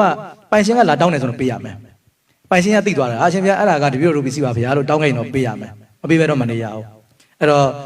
တခိုးလူတဲ့ဆိုရင်လည်းဦးဇင်းကမေးကြမလို့ဒါခိုးကပစ္စည်းလာပါမေးလို့မလို့ပေါ့နော်ဆိုတာကတော့ဘုန်းကြီးမှာဘာပယောကမပါဘူးအဆက်တယ်အကေပိုင်ရှင်ကတောင်းရင်တော့ပေးကိုပေးရမယ်အဲ့လိုမျိုးတော့ရှိတယ်နော်ရှင်မြတ်တပည့်တော်လောကဟိုပါလူတွေမှာပေါ့ဖုံးကြီးလို့လည်းပြောကြရဗျာယဟန်လို့လည်းပြောကြရတန်ဃာလို့လည်းပြောကြရဗျာအဲ့ဒီဝိသေသလေးရဲ့ထူးခြားချက်လေးပြောပြပြပါဗျာအဲ့တော့ဘုန်းကြီးတန်ဃာဆိုတာကဒီလိုပါတန်ဃာဆိုတဲ့သဘောတရားကသူကယဟန်အများစုကိုတန်ဃာလို့ခေါ်တာတပါးချင်းစီကိုတန်ဃာမခေါ်ဘူးဟုတ်ပြီနော်ဟိုအ ਨੇ ဆုံးစကားပြေတိုင်းမှာ၄ပါးကိုခေါ်တယ်ယဟန်၄ပါးဆိုရင်တော့တန်ဃာလို့ခေါ်တယ်ကန်ဆောင်တဲ့အခါမှာလေဦးဇင်းတို့စာပေထဲမှာဝိနည်းသဘောတရားကတပါးဆိုရင်ပုဂ္ဂလလို့ခေါ်တယ်ပုဂ္ဂိုလ်လို့ခေါ်တယ်နှစ်ပါးရယ်သုံးပါးရယ်ဆိုရင်ခိုင်းလို့ခေါ်တယ်နှစ်ပါးသုံးပါးဆိုရင်ခဏခိုင်းလို့ခေါ်တယ်၄ပါးဆိုရင်တန်ဃာလို့ခေါ်တယ်အဲ့တော့အကြောင်း၄ပါးကနေစပြီးတော့ယဟန်အများစုဆိုလို့ရှိရင်တန်ဃာလို့သုံးလို့ရတယ်နော်ဦးဇင်းတို့ဒါမြန်မာနိုင်ငံတန်ဃာတိလင်္ကာတန်ဃာဟုတ်လားမဟာဝိဟာရတန်ဃာစသည်ဖြင့်ပေါ့အဲ့လိုတန်ဃာလို့သုံးတယ်ဆိုတာအများကိုခေါ်တာတပါးချင်းဆိုလို့ရှိရင်တော့ဆရာတော်ဘုန်းကြီးယဟန်ဦးဇင်းဒီလိုပဲခေါ်ရတယ်နော်အဲ့တော့တချို့ကတန်ဃာလို့သုံးလိုက်လို့ရှိရင်ကိုရင်မပါဘူးဥစ္စာတန်ဃာလို့သုံးလိုက်မယ်ဆိုရင်တော့ရေပုံရအပြည့်တော့ဥစ္စာတို့ကိုရင်တွေကထက်ပြောတာပဲအားလုံးပါတာပဲအဲကြောင့်ဥစ္စာတို့ကျောင်းထဲကိုလာပြီဆိုတော့အရှင်ဘုရားတန်ဃာဘယ်နှပါးရှိလဲမေးဆိုတော့တန်ဃာ400ကျော်ရှိတယ်လို့ပြောမှာပါဥစ္စာဥစဉ်ရောကိုရင်ရောပေါင်းပြောမှာအဲ့ဒါမှထပ်ပြီးတော့အရှင်ဘုရားယဟန်လို့မေးခါမှာဥစ္စာယဟန်ဘယ်နှပါးကိုရင်ဘယ်နှပါးခွဲဖြစ်ရတာတန်ဃာလို့တာမညာမေးတော့ဒီနေ့ခေတ်ကတော့ကိုရင်တွေမှာပါသွားတာပဲဟိုကန်ဆောင်တဲ့သဘောမှာဆိုတော့တန်ဃာလို့ပြောရင်တော့ကိုရင်တော့မပါဘူးဥစဉ်တွေကိုပြောတာဒါပေမဲ့ဒီနေ့ခေတ်ကတန်ဃာဆိုတဲ့စကားလုံးအောက်မှာကိုရင်လည်းပါတယ်ဥစဉ်လည်းပါတယ်တပါးချင်းစီပြောမယ်ဆိုတော့တန်ဃာလို့မသုံးမနဲ့ယဟန်လို့သုံးသင့်ပါတယ်နော်ယဟန်ဆရာတော်ဘုန်းကြီးဦးစင်းဒီလိုသုံးသင့်တယ်တန်ဃာလို့ပြောရင်အများကိုခေါ်တယ်လို့မှတ်ထားလိုက်ပေါ့ရှင်ဗျာခုနဂျင်းသုတ်တွေပါစားလို့မရဘူးဆိုတော့လေဟိုစတုမတူဖုံးပေးလို့ရပါသလားစတုမတူကဆေးထဲမှာပါပါတယ်နော်သူကတတ္တဟကာလိကလို့ခေါ်တယ်တခါလောက်အကက်ခံထားပြီးဆိုရင်အဲ့ဒီစတုမတူကို9ရက်သိမ်းထားလို့ရတယ်ဒါပေမဲ့ခုနပြောသလိုဒီဆေးပစ္စည်းမှန်သမျှသူကအကြောင်းရှိမှသာစားလို့ရတယ်ခုနတခါရဲတွန်းပြောသလိုဗိုက်စာလို့စားမယ်ဆိုတာမျိုးမရအောင်အဲ့တော့ကို့မှာဒီခါစလေးဘယ်လိုဖြစ်လဲဆိုတော့အဆိုင်ယောဂါတွေဘာတွေရှိတယ်အဲ့တော့ဆေးတွေဘာတွေတောက်အောင်မယ်အဲ့တော့ဘိုက်မှာယောဂါဖြစ်မှာဆိုလို့အစာခံတဲ့အနေနဲ့နောက်ချက်ခါစလေးအရန်ပြင်းနေတဲ့ဆေးတွေဘာတွေတောက်ခိုင်းလို့ချင်းဆရာဝန်တွေကစားစားခိုင်းတယ်လေအဲ့တော့ရဟန်းတော်တွေအစာစားလို့မရအောင်အဲ့တော့ဆုနုမတူဘာလို့အဲ့ခါကျဖုံးလို့ရတယ်နော်မှန်တယ်တင်ပါဗျာဟိုနောက်ပြီးတော့လေနဝကာမတွေမှာဘာတွေပါဝင်ပါတယ်လဲဗျာတကယ်ကြတော့လေမြန်မာတွေအသုံးနှုန်းတာနည်းနည်းလွဲသွားတာပေါ့နဝကမ္မရဲ့အဓိပ္ပာယ်ကအလုတ်ကိုပြောတာသူကနဝဆိုတာကအတစ်ကမ္မဆိုတာကအလုတ်ဟိုကျောင်းမှာရှိတဲ့ဝေယဝိဇ္ဇအလုတ်တွေကိုနဝကမ္မလို့ခေါ်တာပဲအဲကြောင့်ချစ်ကိတုံကဝိတုငွေလူတဲ့အခါမှာနဝကမ္မတဒေမဆိုစာထဲမှာပါတယ်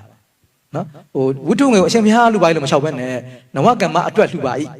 တဘောလားမသိအရှင်ဘုရားလူတာမဟုတ်ဘူးနော်အရှင်ဘုရားအားလူပိုင်းမဟုတ်ဘူးနဝကမ္မအားလူပိုင်းဆိုတာတောက်တူမရဝေယဝိဇ္ဇတွေမှာသုံးဖို့အတွက်လှူတဲ့သဘောနဝကမ္မအားလူပါ၏ဒါပေမဲ့အဲ့ဒီဟာကနေတဆင့်ဘယ်လိုဖြစ်သွားလဲဆိုတော့ဝိတုငွေကိုနဝကမ္မလို့ခေါ်တဲ့အသုံးတစ်ခုပေါ်လာတယ်မြန်မာနိုင်ငံမှာအဲ့တော့ဝိတုငွေကိုနဝကမ္မလို့ခေါ်ကြတယ်တကယ်ကျတော့နဝကမ္မဆိုတာကငွေကိုပြောတာတော့မဟုတ်ဘူးသူကတောင်းမှရှိတဲ့လုပ်ငန်းကိစ္စတွေ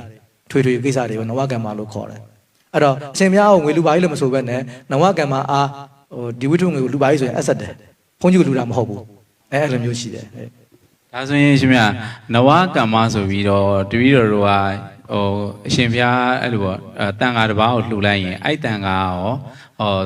သုံးခွင့်ရှိလားကျောင်းတိုက်ကပဲသုံးခွင့်ရှိလားနဝကမ္မဆိုကျောင်းတိုက်အတွက်လှူတာလေသူ့တက်လှူတာမဟုတ်ဘူးသဘောလားမသိဘူးသူကနဝကမ္မအာလူပါကြီးဆိုလို့ဒီကျောင်းမှာရှိတဲ့ထွေဈေးအတွက်ကိုလှူတဲ့သဘော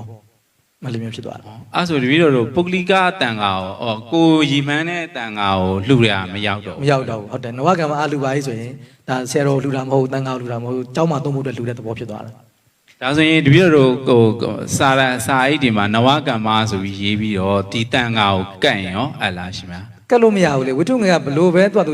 ူကပြောခုနဟိုဒကမိုင်းလျှောက်တယ်လို့မေးတယ်လို့ပေါ့ကျောင်းတိုက်အတွက်လူရင်တော့မအပ်ဘူးလေဘုန်းကြီးကအလူခံလို့မရဘူးလေငွေကဘလို့နီးနဲ့မှအလူခံလို့မရလားဟုတ်လားမသိဘူးအလူခံတဲ့ရဟန်းကတော့အာဘတ်တက်မှာပဲအဲ့တော့အာဘတ်တက်တဲ့ကမှနှမျိုးကွဲသွားတာပေါ့ကို့အတွက်ဆိုရင်နေတိကိအာဘတ်သူခုနကျောင်းတိုက်အတွက်ဆိုရင်ရိုးအာဘတ်ဟိုနေတိကိမဟုတ်ဘူးပေါ့နော်အဲ့လားပဲကွာတယ်ဘလို့ပဲအလူခံအာဘတ်ကတော့တက်မှာပဲကြောင့်တို့ကပ္ပိယစီမှာပဲအပ်မှာလေနော်အဲ့တော့ဆရာတော်တွေပဲလူပုဂ္ဂိုလ်တွေပဲလူကျောင်းတိုက်တွေပဲလူကပ္ပိယစီမှာအပ်ပြီးပဲလှူရမှာပဲရှင်မြတ်သာသနာတော်မှာဒီလိုမအပ်မဆက်ပဲနဲ့ဝိထုငွေလှူလိုက်ရင် တန်ဃာတွေဘက်ကဘယ်လောက်ထိအကျိုးတွေစိုးကျိုးတွေဆုံးရှုံးမှုတွေအများကြီးဖြစ်နိုင်လဲရှင်ဗျာ နေတိကိကတော့ဇာထဲမှာတော့သူထက်ကရာထဲမှာတော့အစွမ်းကုန်ပြောထားတာပဲလေယဟန်တစ်ပါးကပတ်စံနဲ့တပိတ်တစ်လုံးဝယ်မယ်လေပတ်စံနဲ့တပိတ်တစ်လုံးကိုဝယ်မယ်အဲ့ဒီတပိတ်နဲ့ဆုံးစားမယ်ဆိုရင်စားတဲ့ယဟန်တွေအဘက်တင်ပါပဲဘသူပဲစားကာယကချင်းယဟန်မဟုတ်ဘူးနော်မဝယ်တာကဥစဉ်ဝယ်လိုက်တာပဲဒါပေမဲ့အဲ့ဒီတပိတ်ကိုတခြားတစ်ပါးကိုပေးလိုက်ရင်အဲ့ဒီတစ်ပါးလည်းသုံးလို့မရအောင်ဆိုတာကဘယ်ကိုရင်ဘယ်ဥစဉ်မှာဒီတပိတ်နဲ့ဆုံးစားလို့မရအောင်ရေလည်းတောက်လို့မရအောင်ဘာမှလုပ်လို့မရအောင်ဆိုတာဒီတပိတ်ကအဲ့တော့ဘုန်းကြီးပတ်စံနဲ့ဝယ်ထားတဲ့တပိတ်တခါတပိတ်ကိုအသုံးမကျလို့ဆိုတပိတ်ကိုဖြတ်ပလိုက်တယ်တပိတ်ကရှစ်ကတုံးကတန်တပိတ်ဆိုတော့ဘာလုပ်မလဲဓားလုပ်မယ်တပိတ်ကိုဖြတ်ပြီးတော့ဓားလုပ်မယ်အဲ့ဒီဓားနဲ့အသီးတွေပါတယ်လှီးအဲ့အသီးလည်းမအပ်ဆက်တော့ဘူးဘာတော့ဒီဓားကဘုန်းကြီးပတ်စံနဲ့ဝယ်ထားတဲ့တန်နဲ့လုပ်ထားတဲ့ဓားဆိုတော့ဒီဓားနဲ့ခုတ်တဲ့အသီးတွေပါတယ်လည်းမအပ်တော့တခါအဲ့ဒီဓားကိုဖြတ်စီပြီးတော့ငမားချိတ်လုပ်မယ်ငမားချိတ်လုပ်ပြီးတော့ငားများမယ်ရလာတဲ့ငားလည်းမစားကောင်းဘူးသူကဟုတ်လို့ဆိုတော့ဒီငမားချိတ်ကဘုန်းကြီးပတ်စံနဲ့ဝယ်ထားတဲ့တန်ကနေဖြစ်လာတဲ့ငမားချိတ်ဒါစာထဲမှာအကုန်ဖွင့်ထားတာအဲကြောင့်ကျွန်တော်ကဘုန်းကြီးပတ်စံနဲ့ဝယ်ထားတဲ့ပစ္စည်းမှန်သမျှဒီဘသူပဲသုံးအာဘက်တဲ့တယ်ကိုရင်ပဲသုံးဦးစင်းပဲသုံးတိမတိသူအာဘက်တဲ့တယ်အဲ့ဒါဆိုရင်ရှင်ဗျာဟိုအဲ့ဒီဒလေးကိုငွေလူမလူသင့်တဲ့ဒလေးကိုယဟန်အစပေးရမလားလူအစပေးရမလားရှင်ဗျာ နေရာလုံးပယ်ရမှာပေါ့မဖြစ်လို့လဲဆိုတော့ဟိုဘုန်းကြီးလက်ခံလို့ဒကာမလူတယ်ဒကာမလူလို့ဘုန်းကြီးလက်ခံတယ်တစ်ခုလုံးအတူတူဖြစ်နေတာကိုဆိုတော့ဟိုဘုန်းကြီးဒကာမတွေလူခိုင်းရင်လည်းဘုန်းကြီးပယ်ရင်လည်းပြီးသွားတာပဲအဲ့တော့ဘုန်းကြီးကလက်ခံသည့်တောင်ဒကာမတွေကမလူရင်လည်းပြီးသွားတာပဲလေဟုတ်လားအဲ့တော့နေရာလုံးမှာတောင်းဝင်ရှိတာပဲလေအဲ့တော့ဒကာမတွေဘယ်လောက်ပဲလူဘုန်းကြီးဘက်ကလက်မခံရင်လည်းဒီကိစ္စပြီးသွားပါပဲဟုတ်လားအော်ဘုန်းကြီးတွေလူမခံပါလားသိသွားရင်ပြီးသွားပြီဟုတ်လားအကဲရတော့ဟိုဒကာမတွေကလည်းမသိဘူးဘုန်းကြီးကလည်းလက်ခံနေတယ်ဆိုရင်တော့ဒီကိစ္စပြီးမှာမဟုတ်ဘူးတစ်ဖက်ဘက်ကရက်လိုက်ရင်ပြီးသွားမှာပဲဒါကနော်ဘုန်းကြီးဘက်ကရက်လိုက်လည်းရတယ်ဒကာမတွေဘက်ကရက်လိုက်လည်းရတယ်ဒီကိစ္စအနေအလုံးကရှစ်တိုးနေကြတာဟုတ်လားဘုန်းကြီးဘက်ကလည်းမရက်ဘူးဒကာမဘက်ကလည်းမရက်တော့ဒီငွေလူလက်ကိစ္စရှေ့ဆက်တက်နေတာပဲလေအရှင်ဖေဟာဆက်ဆက်မေးကိုမေးခြင်းပါရဲ့ဖေဟာ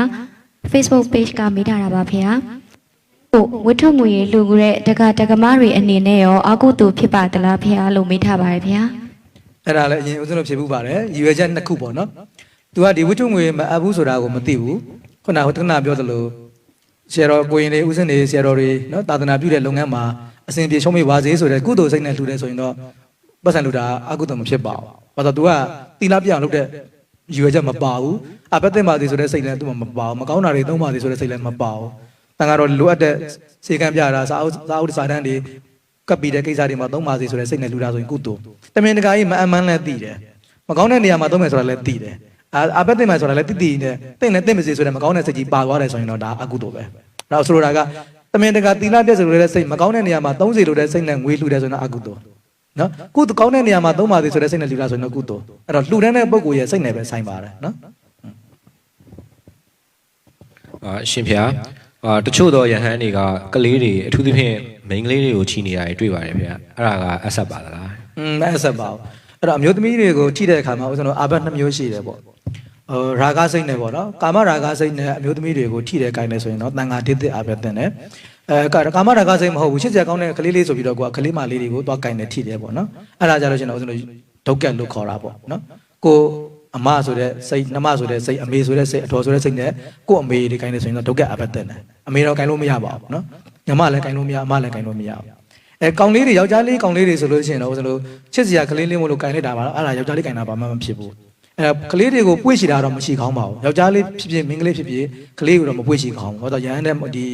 မိစ္ဆာဇီဝထဲမှာကလေးကိုပွေ့ရှိတာလည်းပါတယ်လေအဲ့တော့ကလေးတွေကိုပွေ့ရှိတာတော့ရဟန်းနေမသိတော့ပါဘူးယောက်ျားလေးကိုလည်းမရှိကောင်းပါဘူးအဲ့ဆိုလို့ရှိရင်အမျိုးသမီးဆိုလို့ရှိရင်မွေးခါစားကလေးကနေပြီးတော့အဖွားကြီးဘယ်လိုမှမအဆင်ဟုတ်တယ်ဘယ်လိုပဲဆွေမျိုးတော့ဘယ်လိုပဲဖြစ်ဖြစ်ဟုတ်တယ်မရဘူ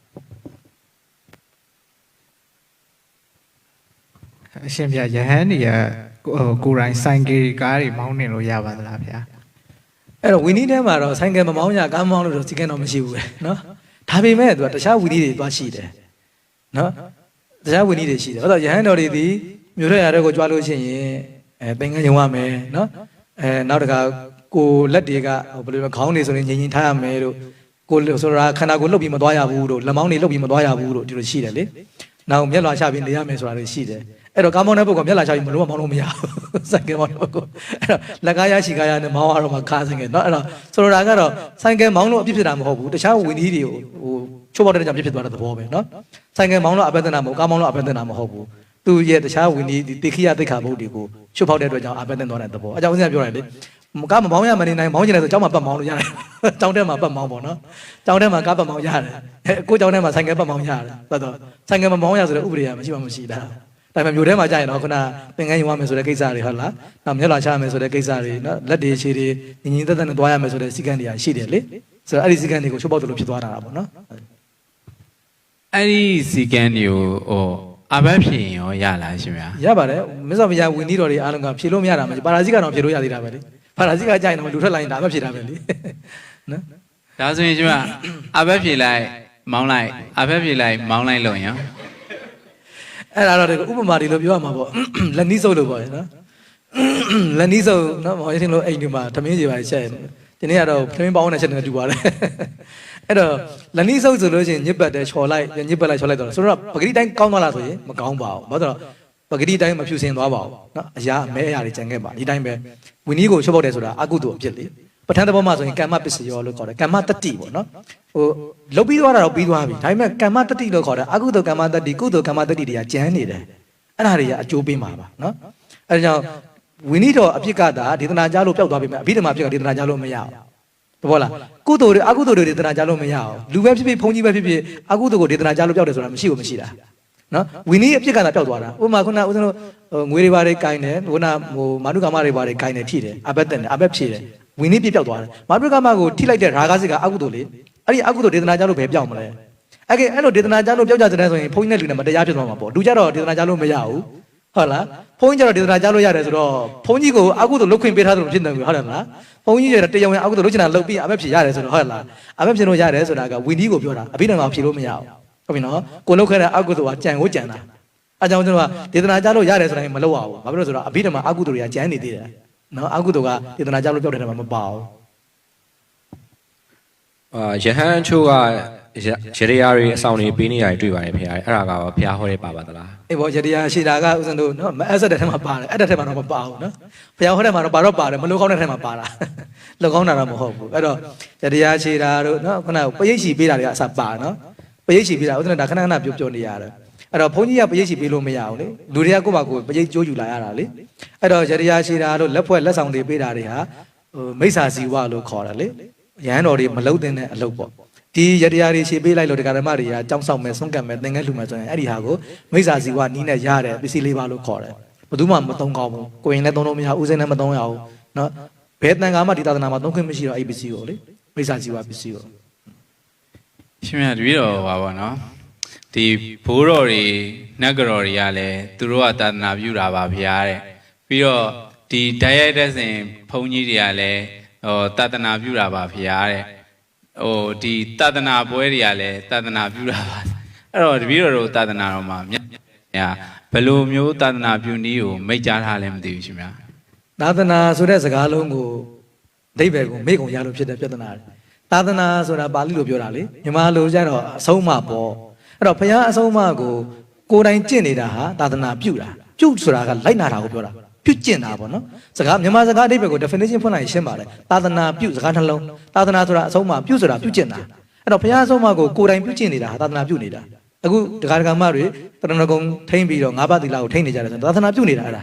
ါနော်ပြီးရင်ကိုသီလလုံတယ်လို့ကိုယ့်ရဲ့မိတ်ဆွေတွေကိုလည်းသီလလုံအောင်ပြောပြတယ်ဒါသာသနာပြုတာဆိုလိုတာကကိုယ်တိုင်လည်းလိုက်နာတယ်သာသနာပြုတယ်သူများကိုလိုက်နာအောင်ဟောပြတယ်သာသနာပြုတာအဲ့တော့သာသနာပြုတယ်ဆိုတာဘုရားအဆုံးအမကိုကိုယ်တိုင်လည်းကျင့်သူများလည်းကျင့်အောင်လုပ်ပေးတာကိုသာသနာပြုတယ်လို့ခေါ်တာဟုတ်ပြီနော်အဓိကအဲ့ဒါပဲအဲ့တော့ခေါင်းစဉ်တက်ချင်တိုင်းတက်ပြီးမဲ့လည်းတကယ်သာသနာပြုတာမဖြစ်ပါဘူးနော်အဲ့ဒါကြောင့်ဒီပုဂ္ဂိုလ်ကတကယ်သာသနာပြုလားမပြုလားသိချင်တယ်ဆိုရင်ခုနပြောသလိုဘုရားအဆုံးအမကိုလိုက်နာသလားမလိုက်နာဘူးလားဟုတ်ပြီနော်ဘုရားအဆုံးအမကိုလိုက်နာနေတယ်ဆိုရင်သာသနာပြုနေတာပဲဘုရားအဆုံးအမကိုမလိုက်နာဘူးဆိုတော့သာသနာပြုတာမဟုတ်တော့ဘူးဖြတ်ပလိုက်တာပဲနော်သာသနာဖြစ်တယ်လို့ပြောလိုက်ရင်စကားလုံးတော်တော်ကြီးစီရခံစားရတယ်တကယ်တော့မှန်တယ်ဘာဖြစ်လို့ဦးဇင်းတို့ဆရာသမားတွေပြောတယ်နော်ဘုရားရဲ့အဆုံးအမတစ်ခုတည်သာသနာတစ်ခုဟုတ်လားဘုရားရဲ့အဆုံးအမနှစ်ခုဆိုရင်သာသနာနှစ်ခုအဲ့တော့ဘု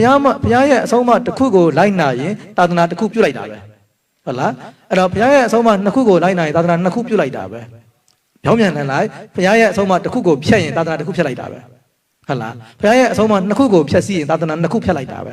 အဲ့တော့သာသနာဆိုတာဖရားလည်းမဟုတ်ဘူးကျောင်းလည်းမဟုတ်ဘူးဇေယီလည်းမဟုတ်ဘူးဘောဓိမင်းလည်းမဟုတ်ဘူးဖရားရဲ့အဆုံးအမတွေကိုပြောတာအဲ့တော့အဆုံးအမကိုလိုက်နိုင်ရင်သာသနာပြုနေတာမလိုက်နိုင်ရင်သာသနာဖြတ်နေတာရှင်းရှင်းလေးပဲနော်ဒါဆိုရှင်မြတ်ဟိုဖះလက်ထက်တော်ကသာသနာပြုမင်းဆိုတာဘယ်လိုရည်ချင်းနေရှိရလဲမသိရှင်မြတ်သာသနာပြုမင်းဆိုတာကကိုယ်တိုင်လည်းဘဲစွာဘုရားရဲ့အဆုံးအမကိုသူနိုင်တဲ့လောက်လိုက်နာပြီးတော့ဘုရားရဲ့အဆုံးအမကိုလိုက်နာနေတဲ့တန်ဃာတော်တွေကိုချီးမြှောက်ထောက်ပံ့ပေးတာပဲလေ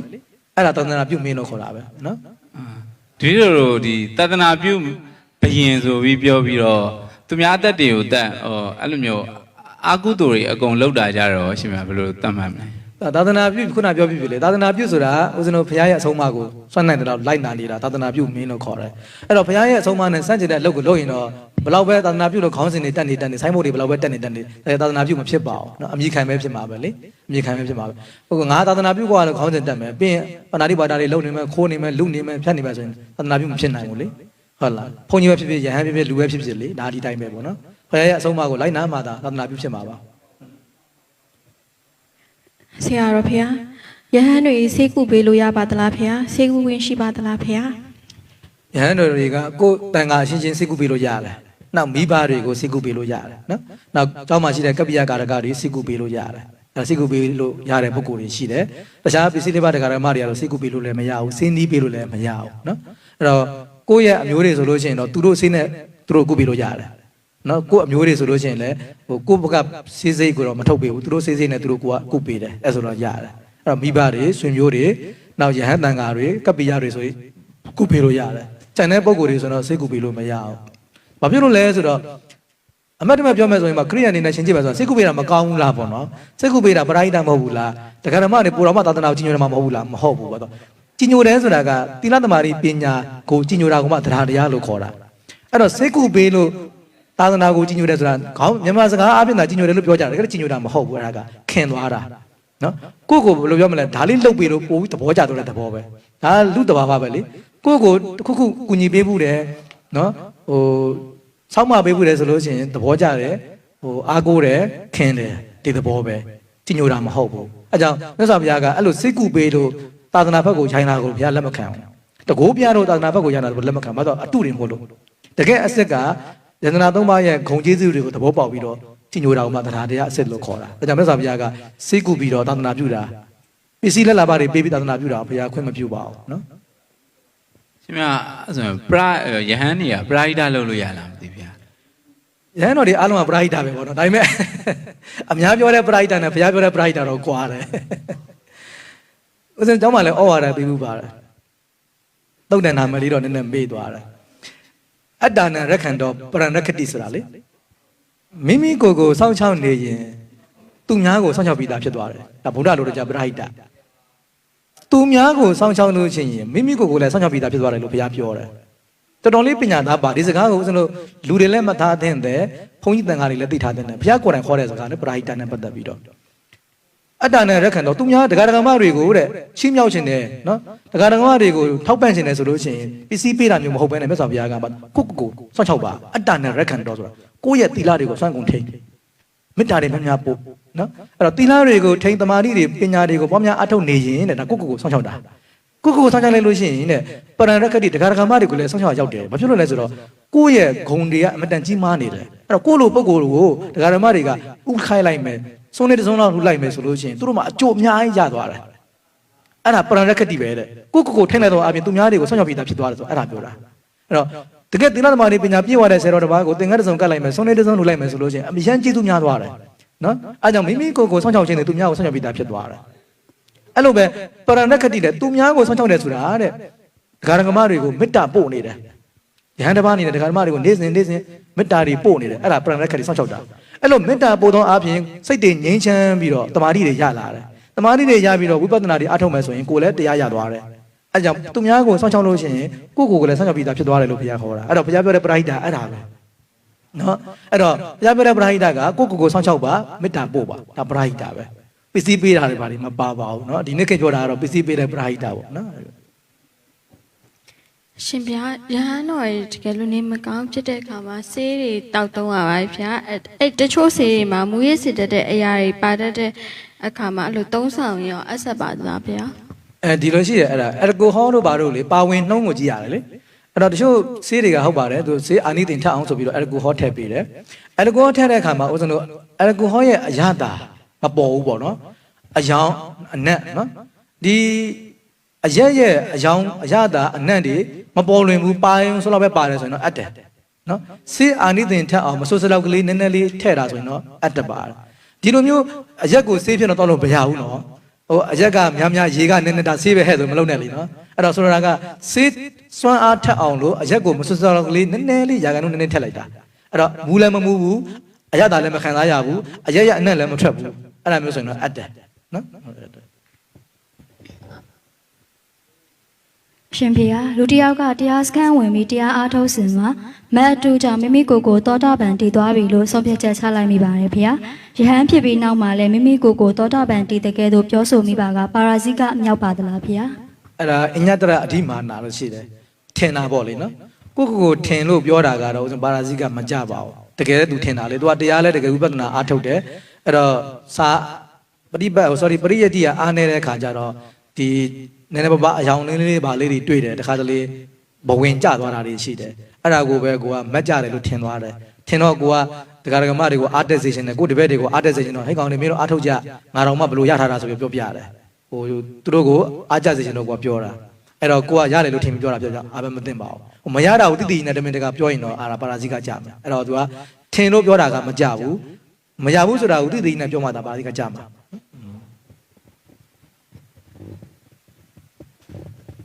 ရှင်ဖေယဟန်တော်များသည်တိုင်းပြည်ရေးရာမတည်ငြိမ်မှုကြောင့်မြည်သည့်အတိုင်းတာဖြင့်ဝင်ရောက်ဆုတ်ဖက်ခွင့်ရှိပါသလဲဖေယတစ်ဖက်ဘက်ကနေရက်တည်ခွင့်ရှိပါသလားဖေယဘယ်ဘက်မှမရက်တည်ပဲမဆိုင်လို့နေရပါမလားဖေယ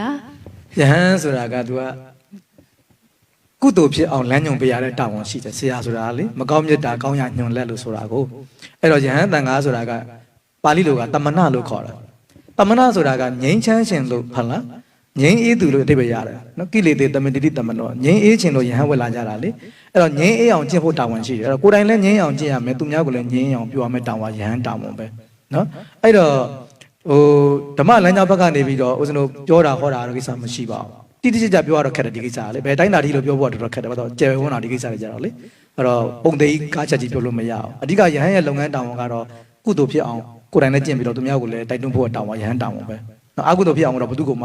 ှမဟောရအောင်ပြောအောင်ပေါ့နော်အဲ့တော့အဲ့ဒါတော့တတိထားမှာပဲအဓိကအဲ့ဒါပဲအဲ့တော့ကုသိုလ်လမ်းကြောင်းဘက်ကတော့ပြောဟောလို့ရပါတယ်အကုသိုလ်ဖြစ်အောင်တော့ဟောပြောလို့မရပါဘူးနော်ဒါဆိုယဟန်နေရာဟိုဟာဥမာပါရှင်များရဲ့ဒီပါတီတွေပဲဖြစ်ပေါ့အဲ့ဒါမျိုးဟိုပါတီဆွဲတွေပါရောရှိတယ်လားဗျာနိုင်ငံရေးနဲ့ယဟန်တော်ဆိုတာဘာမှမသက်ဆိုင်တာလေနော်ဟုတ်တော့ဘုရားလက်ထက်မှာလည်းနိုင်ငံရေးပြဿနာတွေကအရန်ချုပ်ထွေးပါတယ်တော့ဘုရားရှင်လက်ထက်မှာကလေးကရှိနေတာပဲလေဘုရားရှင်ဘာမှမပါခဲ့တာပဲဥပမာတစ်ခုပြောမယ်ဆိုလို့ရှိရင်အဇာရသက်နဲ့ဗိမိသာရမင်းဇလန်းကြည့်လိုက်လေဒါဗိမိသာရမင်းဆိုတာကဘုရားရှင်ရဲ့တပည့်အရင်ခောက်သောတာပန်လေနော်သောတာပန်ဘုရင်ကြီးဖြစ်ပါတယ်အဲ့တော့သူ့သောတာပန်ဘုရင်ကြီးဖြစ်တဲ့ဗိမိသာရမင်းကိုအသားဖြစ်တဲ့အဇာရသက်နောက်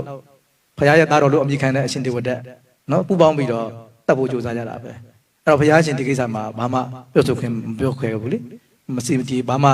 ဟိုတိုက်တွန်းခြင်းစိတ်စော်ခြင်းဟောပြောခြင်းဘာမှမလုပ်ခဲ့ပါဘူး။အဲ့တော့တချို့ကိစ္စတွေကသူတို့ပါလို့မရတဲ့ကိစ္စတွေတော့ရှိတယ်။ရဟန်းတော်တွေဘာလို့သာသနာအတွက်အများကြီးထိခိုက်စေတဲ့ကိစ္စတွေရှိတယ်။ဦးဇင်းတို့စာပေထဲမှာဆိုရင်ရဟန်းတန်ဃာတော်တွေကရာဇဝန္လံပဘေးဆိုတာရှိတယ်။ဒီသက်ဆိုင်ရာအာဏာပိုင်တွေအစိုးရတွေဘယင်တွေနဲ့ရင်းနှီးမှုကိုမလိုလားကြအောင်။ဘာဖြစ်လို့လဲဆိုတော့အန္တရာယ်များလုံးအားကြီးလို့လေအန္တရာယ်များလုံးအားကြီးလို့ညမဆော့ဘုရားတော်မှာနန်းတွင်းထဲဝင်တဲ့အဖြစ်10ပါးဆိုပြီးတော့အင်္ဂုတ္တမှာဟောထားသေးတယ်။ဆိုတော့ယဟန်တန်ဃာတွေအတွက်အရန်အန္တရာယ်များတဲ့ကိစ္စတွေပေါ့တန်ဃာတစ်ပါးကိုအကြောင်းပြပြီးတော့သာသနာတစ်ခုလုံးထိခိုက်သွားနိုင်တဲ့အနေအထားတွေလည်းရှိတာ။ဒါကြောင့်မြတ်စွာဘုရားကတော့ကိုယ့်အလုပ်ကိုလုပ်စေခြင်းနဲ့ဒီလူမျိုးလူမှုကိစ္စတွေမှာပါတာမျိုးဘုရားကမကြိုက်ဘူးပေါ့နော်။ရှင်မြတ်မြန်မာပြည်မှာပေါ့ရှင်မြတ်သင်္ကန်းရောင်တွေကအမျိုးမျိုးရှိရပေါ့ရှင်မြတ်တချို့နေရာမှာအနီရှိရတချို့နေရာမှာရှင်မြတ်တို့လိုတက်ခောက်ဆိုထားတဲ့အယောင်တွေလည်းရှိရပေါ့တချို့နေရာမှာတော့ဝါထင်ထင်ကြီးတွေရှိရရှင်မြတ်ဒါဆိုရင်ဘုရားရှင်ကဘယ်သင်္ကန်းမျိုးလက်ခံဖို့မိတ်ကြထားလဲမသိဘူးရှင်မြတ်ဒါစာထဲမှာတော့တိတိကျကျရှိပြီးသားလေမအပ်တဲ့အယောင်သာရှိပြီးသားလေအရန်မဲနဲ့နေတဲ့အယောင်လေးနော်မအပ်စပ်ဘူးပေါ့နောက်ဝါထိန်နေတာရွှေဝါရောင်ခေါ်တယ်ရွှေဝါလိုဝါနေတဲ့အယောင်မျိုးလည်းမအပ်စပ်ဘူးနော်မဲမောင်နေတဲ့သင်္ကန်းမအပ်စပ်ဘူးပေါ့အဲ့လိုမအပ်တဲ့အယောင်တွေဘုရားမဟာဝါထဲမှာပယ်ထားပြီးသားရှိတယ် အဲ့တော့ကျန်တဲ့အကြောင်းတွေကတော့အတက်လို့ပြောလို့ရတယ်မအတက်အကြောင်းတွေပေါ့နော်ရှိပါတယ်ခုနှစ်မျိုးချင်းမျိုးလောက်ရှိတယ်ဆိုတော့အကြောင်းတွေကတော့ကွဲမယ်ဘာဖြစ်လို့လဲဆိုတော့တစ်ခေါက်ပေါင်းမှုတည်တယ်ဘုရားလက်ထက်ကလည်းကွဲမှာပဲဘာလို့တချို့တစ်ခေါက်တွေကဝါတယ်တချို့တစ်ခေါက်တွေကနည်းနည်းလေးညိုတယ်ဥပမာဦးဇင်းတို့ညောင်ခေါက်တွေဘာတွေဆေးဆိုးမယ်ဆိုလို့ချင်းအနီအောင်ဖက်ကိုထွက်တယ်ချားခေါက်တွေဘာတွေဆိုမယ်ဆိုနည်းနည်းလေးညိုတယ်နောက်ပိန်းတဲ့ခေါက်တို့ဘာလို့ဆိုမယ်ဆိုရင်နည်းနည်းလေးဝါတယ်အဲ့လိုမျိုးရှိတယ်ပေါ့ဒါကြောင့်ဦးဇင်းတို့အကြောင်းတစ်ခုတည်းပုံတွေတက်မှလို့တော့မရဘူးဆိုးတဲ့တစ်ခေါက်ဆေးပေါ်မှာမူတည်ပြီးတော့အကြောင်းမျိုးမျိုးကွဲသွားတယ်ဒါကြောင့်မြန်မာနိုင်ငံမှာလည်းကြောင့်အကြောင်းတွေအမျိုးမျိုးကွဲနေကြတာပေါ့ဒါပေမဲ့ဦးဇင်းတို့မအပ်တဲ့အကြောင်းကတော့အကူမအပ်တာပါခုနကတော့အရင်မဲညိုနေတဲ့အကြောင်းတွေအရင်ရွှေဝါရောင်လို့ဝါထိန်နေတဲ့အကြောင်းတွေကတော့မအပ်ဆက်ပါဘူးเนาะအဲ့ဒါတော့မဝတ်ကောင်းတဲ့သင်္ကန်းနဲ့ပါတယ်ကျန်တဲ့ဟာတွေကတော့မနီလွန်းမညိုလွန်းမဝါလွန်းဆိုရင်တော့အပ်ပါတယ်တပည့်တော်ကြိုက်တီယိုဖျားသွားရပါရှင်ဗျာအဲ့တန်းလေးမှာရွှေသင်္ကန်းကတ်တဲ့နေရာလေးမှာမိန်းကလေးများမဝင်ရဆိုပြီးရေးထားရဗျာတချို့နေရာတွေမှာဆိုရင်လည်းတိမ်ထဲကိုမိန်းကလေးမဝင်ရဒါဆိုရင်ဖျားလူချင်းခွဲခြားရလို့မမြင်မိဘူးလားဗျာအဲ့ဒါကတော့မြန်မာလူကြီးတွေတယူတန်ပေါ့နော်ဒါကတော့ဖျားဝါဒမဟုတ်ဘူးမြန်မာဝါဒလို့ခေါ်တယ်နော်အဲ့တော့မြန်မာရိုးရာဓလေ့နော် traditional နဲ့ဗုဒ္ဓရဲ့အဆုံးအမနဲ့ကိုခွက်ခွက်ပြပြဦးဇင်းတို့ယနေ့လူငယ်တွေသိဖို့လိုသွားပြီနော်ယနေ့လူငယ်တွေဦးဇင်းတို့ယနေ့ခဏခဏတိုက်တွန်းနေတာကတော့ရိုးရာဓလေ့နဲ့ဗုဒ္ဓဘာသာအဆုံးအမကိုခွက်ခွက်ပြပြလေ့လာဖို့လိုပါတယ်မေးဖို့လိုတယ်အခုယနေ့ဦးဇင်းတို့ဘယ်နေရာမှာမဆိုဘာသာရေးကိစ္စနဲ့ရိုးရာဓလေ့ကအများနဲ့ရောထွေးနေတယ်ဒီတော့ဦးဇင်းတို့ generation မျိုးဆက်သစ်တွေအနေနဲ့ new generation တွေအနေနဲ့ဘာကိစ္စပဲတွေ့ရမျက်စိမိတ်မယုံပါနဲ့မလုပ်ပါနဲ့မေးပါနော်ဆရာတော်ဇာတက်ပေတဲ့ဆရာတော်ကြီးတွေကိုမေးခုနကတခါရဲတွန်းလျှောက်တယ်လို့ကဲအခုချွေတင်ကို sorry ဒီကြိုက်တီယိုဖျားဝင်းတဲ့ကိုနော်မျိုးသမီးမဝင်ရဘူးဆိုတော့ဒါဘုရားဟောတယ်မှာပါသလားနော်မေးတယ်မေးရမယ်အဲ့ဆိုရင်ပါတယ်ဆိုရင်တော့လိုက်နာမယ်ဟုတ်တယ်နော်မပါဘူးဆိုလို့ချင်းဦးဇင်းတို့ဒီရိုးရာဓလေ့ကိုဦးဇင်းတို့ပယ်သင့်တယ်ပေါ့နော်ဒါတော့မျိုးသမီးဝင်လို့ရှိရင်ကဲဘုရားကဝါဟောခဲ့တယ်လေဟိုတိမ်တဲ့ကိုမျိုးသမီးဝင်ရင်မဖြစ်တယ်လေပေါ့နော်ဘုရားဟောခဲ့တာရှိသလားမရှိဘူးလားမေးတယ်တယ်ပေါ့အဲ့လိုပဲဦးဇင်းတို့ဟိုဒ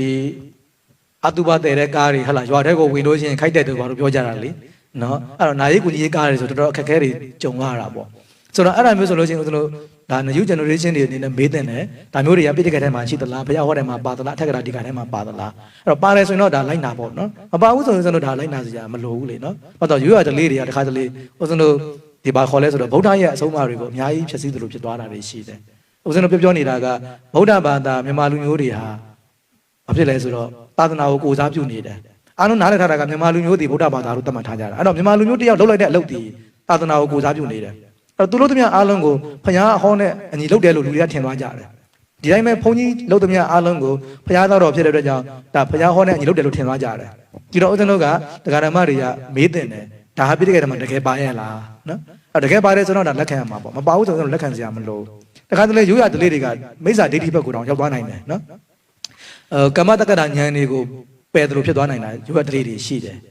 ကြည့်လေတည်သွားတဲ့အတုပအလောင်းကောင်ပါဇက်တဲ့ကိုပါလဲမူးစေမက်စေတွေထည့်လိုက်ကြတာကဒိုးခဆိုပြီးတော့ဟုတ်လားဆိုတော့အဲ့ဒါတွေဆိုရင်လည်းဦးဇင်းတို့ဒါမျိုးဆက်တစ်နဲ့မေးတယ်ကြည့်လို့ကြည့်တယ်လုပ်ပြီးဆိုပြီးတော့မျက်စိမိတ်မယုံနဲ့မေးရမယ်ပညာဗုဒ္ဓဘာသာဝင်ဖြစ်အောင်မေးရမယ်ဆိုတော့အဲ့ဒါမျိုးကပိဋကတ်ထဲမှာပါလားရည်ရွယ်ချက်ကဘာဘလို့လဲတကယ်ဟုတ်ကဲ့လားပေါ့နော်မေးတယ်အဲ့လိုမှမဟုတ်ဘူးဆိုလို့ရှိရင်ဒီဓလေ့တွေကဘုရားအဆုံးအမလို့ဘာလို့နဲ့ကြာရင်ဖြစ်သွားမှာပေါ့နော်အဲ့တော့မိစ္ဆာအယူဝါဒပုံစံမျိုးတွေပြောင်းသွားနိုင်တယ်နော်ဒါဆိုရင်ရှင်များဒီမြန်မာပြည်မှာ80%သောအိမ်တွေမှာဒီဟိုအိမ်ဆောင်နဲ့တို့ဘာလို့ရှိရပါရှင်အဲ့ဒါဘုရားလက်ထက်မှာရောရှိလားမသိဘူးရှင်ရှိတာပေါ့ဒါကတော့အိမ်ဆောင်နဲ့ဆိုတာရှိတယ်လေအိမ်ဆောင်နဲ့ရက်ွက်ဆောင်နဲ့မျိုးဆောင်နဲ့တောဆောင်နဲ့တောင်ဆောင်နဲ့ဆိုတာရှိပြီးသားလေဘုံမထဒေဝတာနဲ့အာကာသထဒေဝတာနှမျိုးခွဲတာ哦မြေမှာရှိတဲ့နက်အကောင်းကင်မှာရှိတဲ့နက်လို့နှမျိုးရှိတာ哦အဲ့တော့မြေမှာရှိတဲ့နက်တွေထက်မှာယောဂစုနက်ပါတယ်အိမ်ဆောင်နက်တွေပါတယ်ဘာလို့အနာတမင်တထေးရဲ့အိမ်မှာဆိုတာတကားဆောင်နဲ့တောင်ရှိသေးတယ်လေသ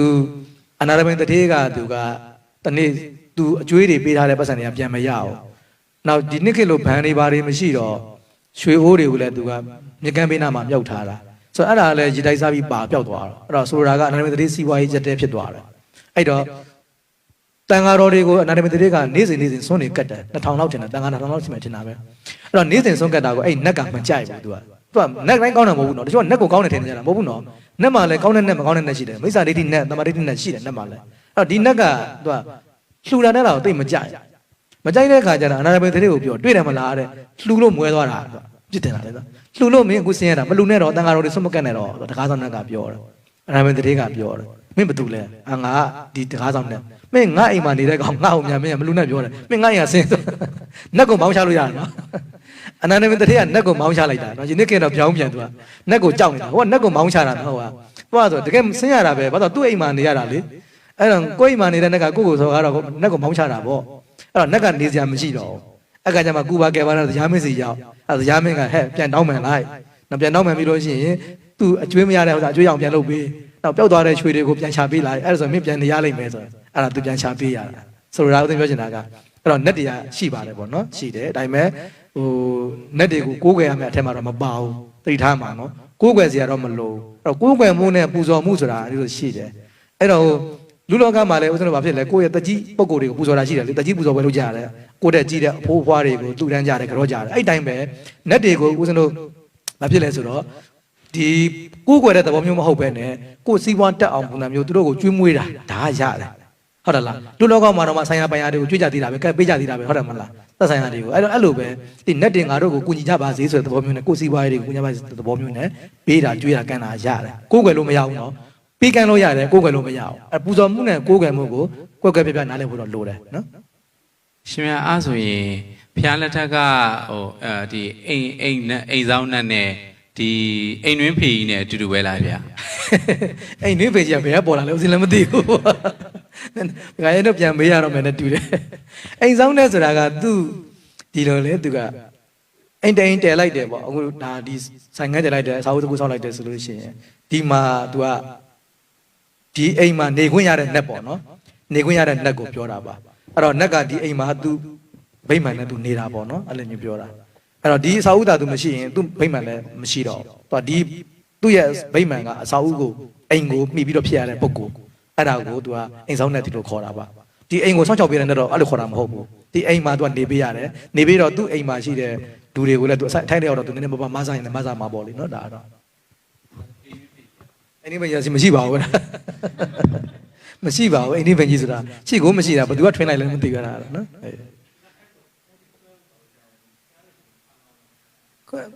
်ခုနကဦးသိန်းပြောသလိုပေါ့နော်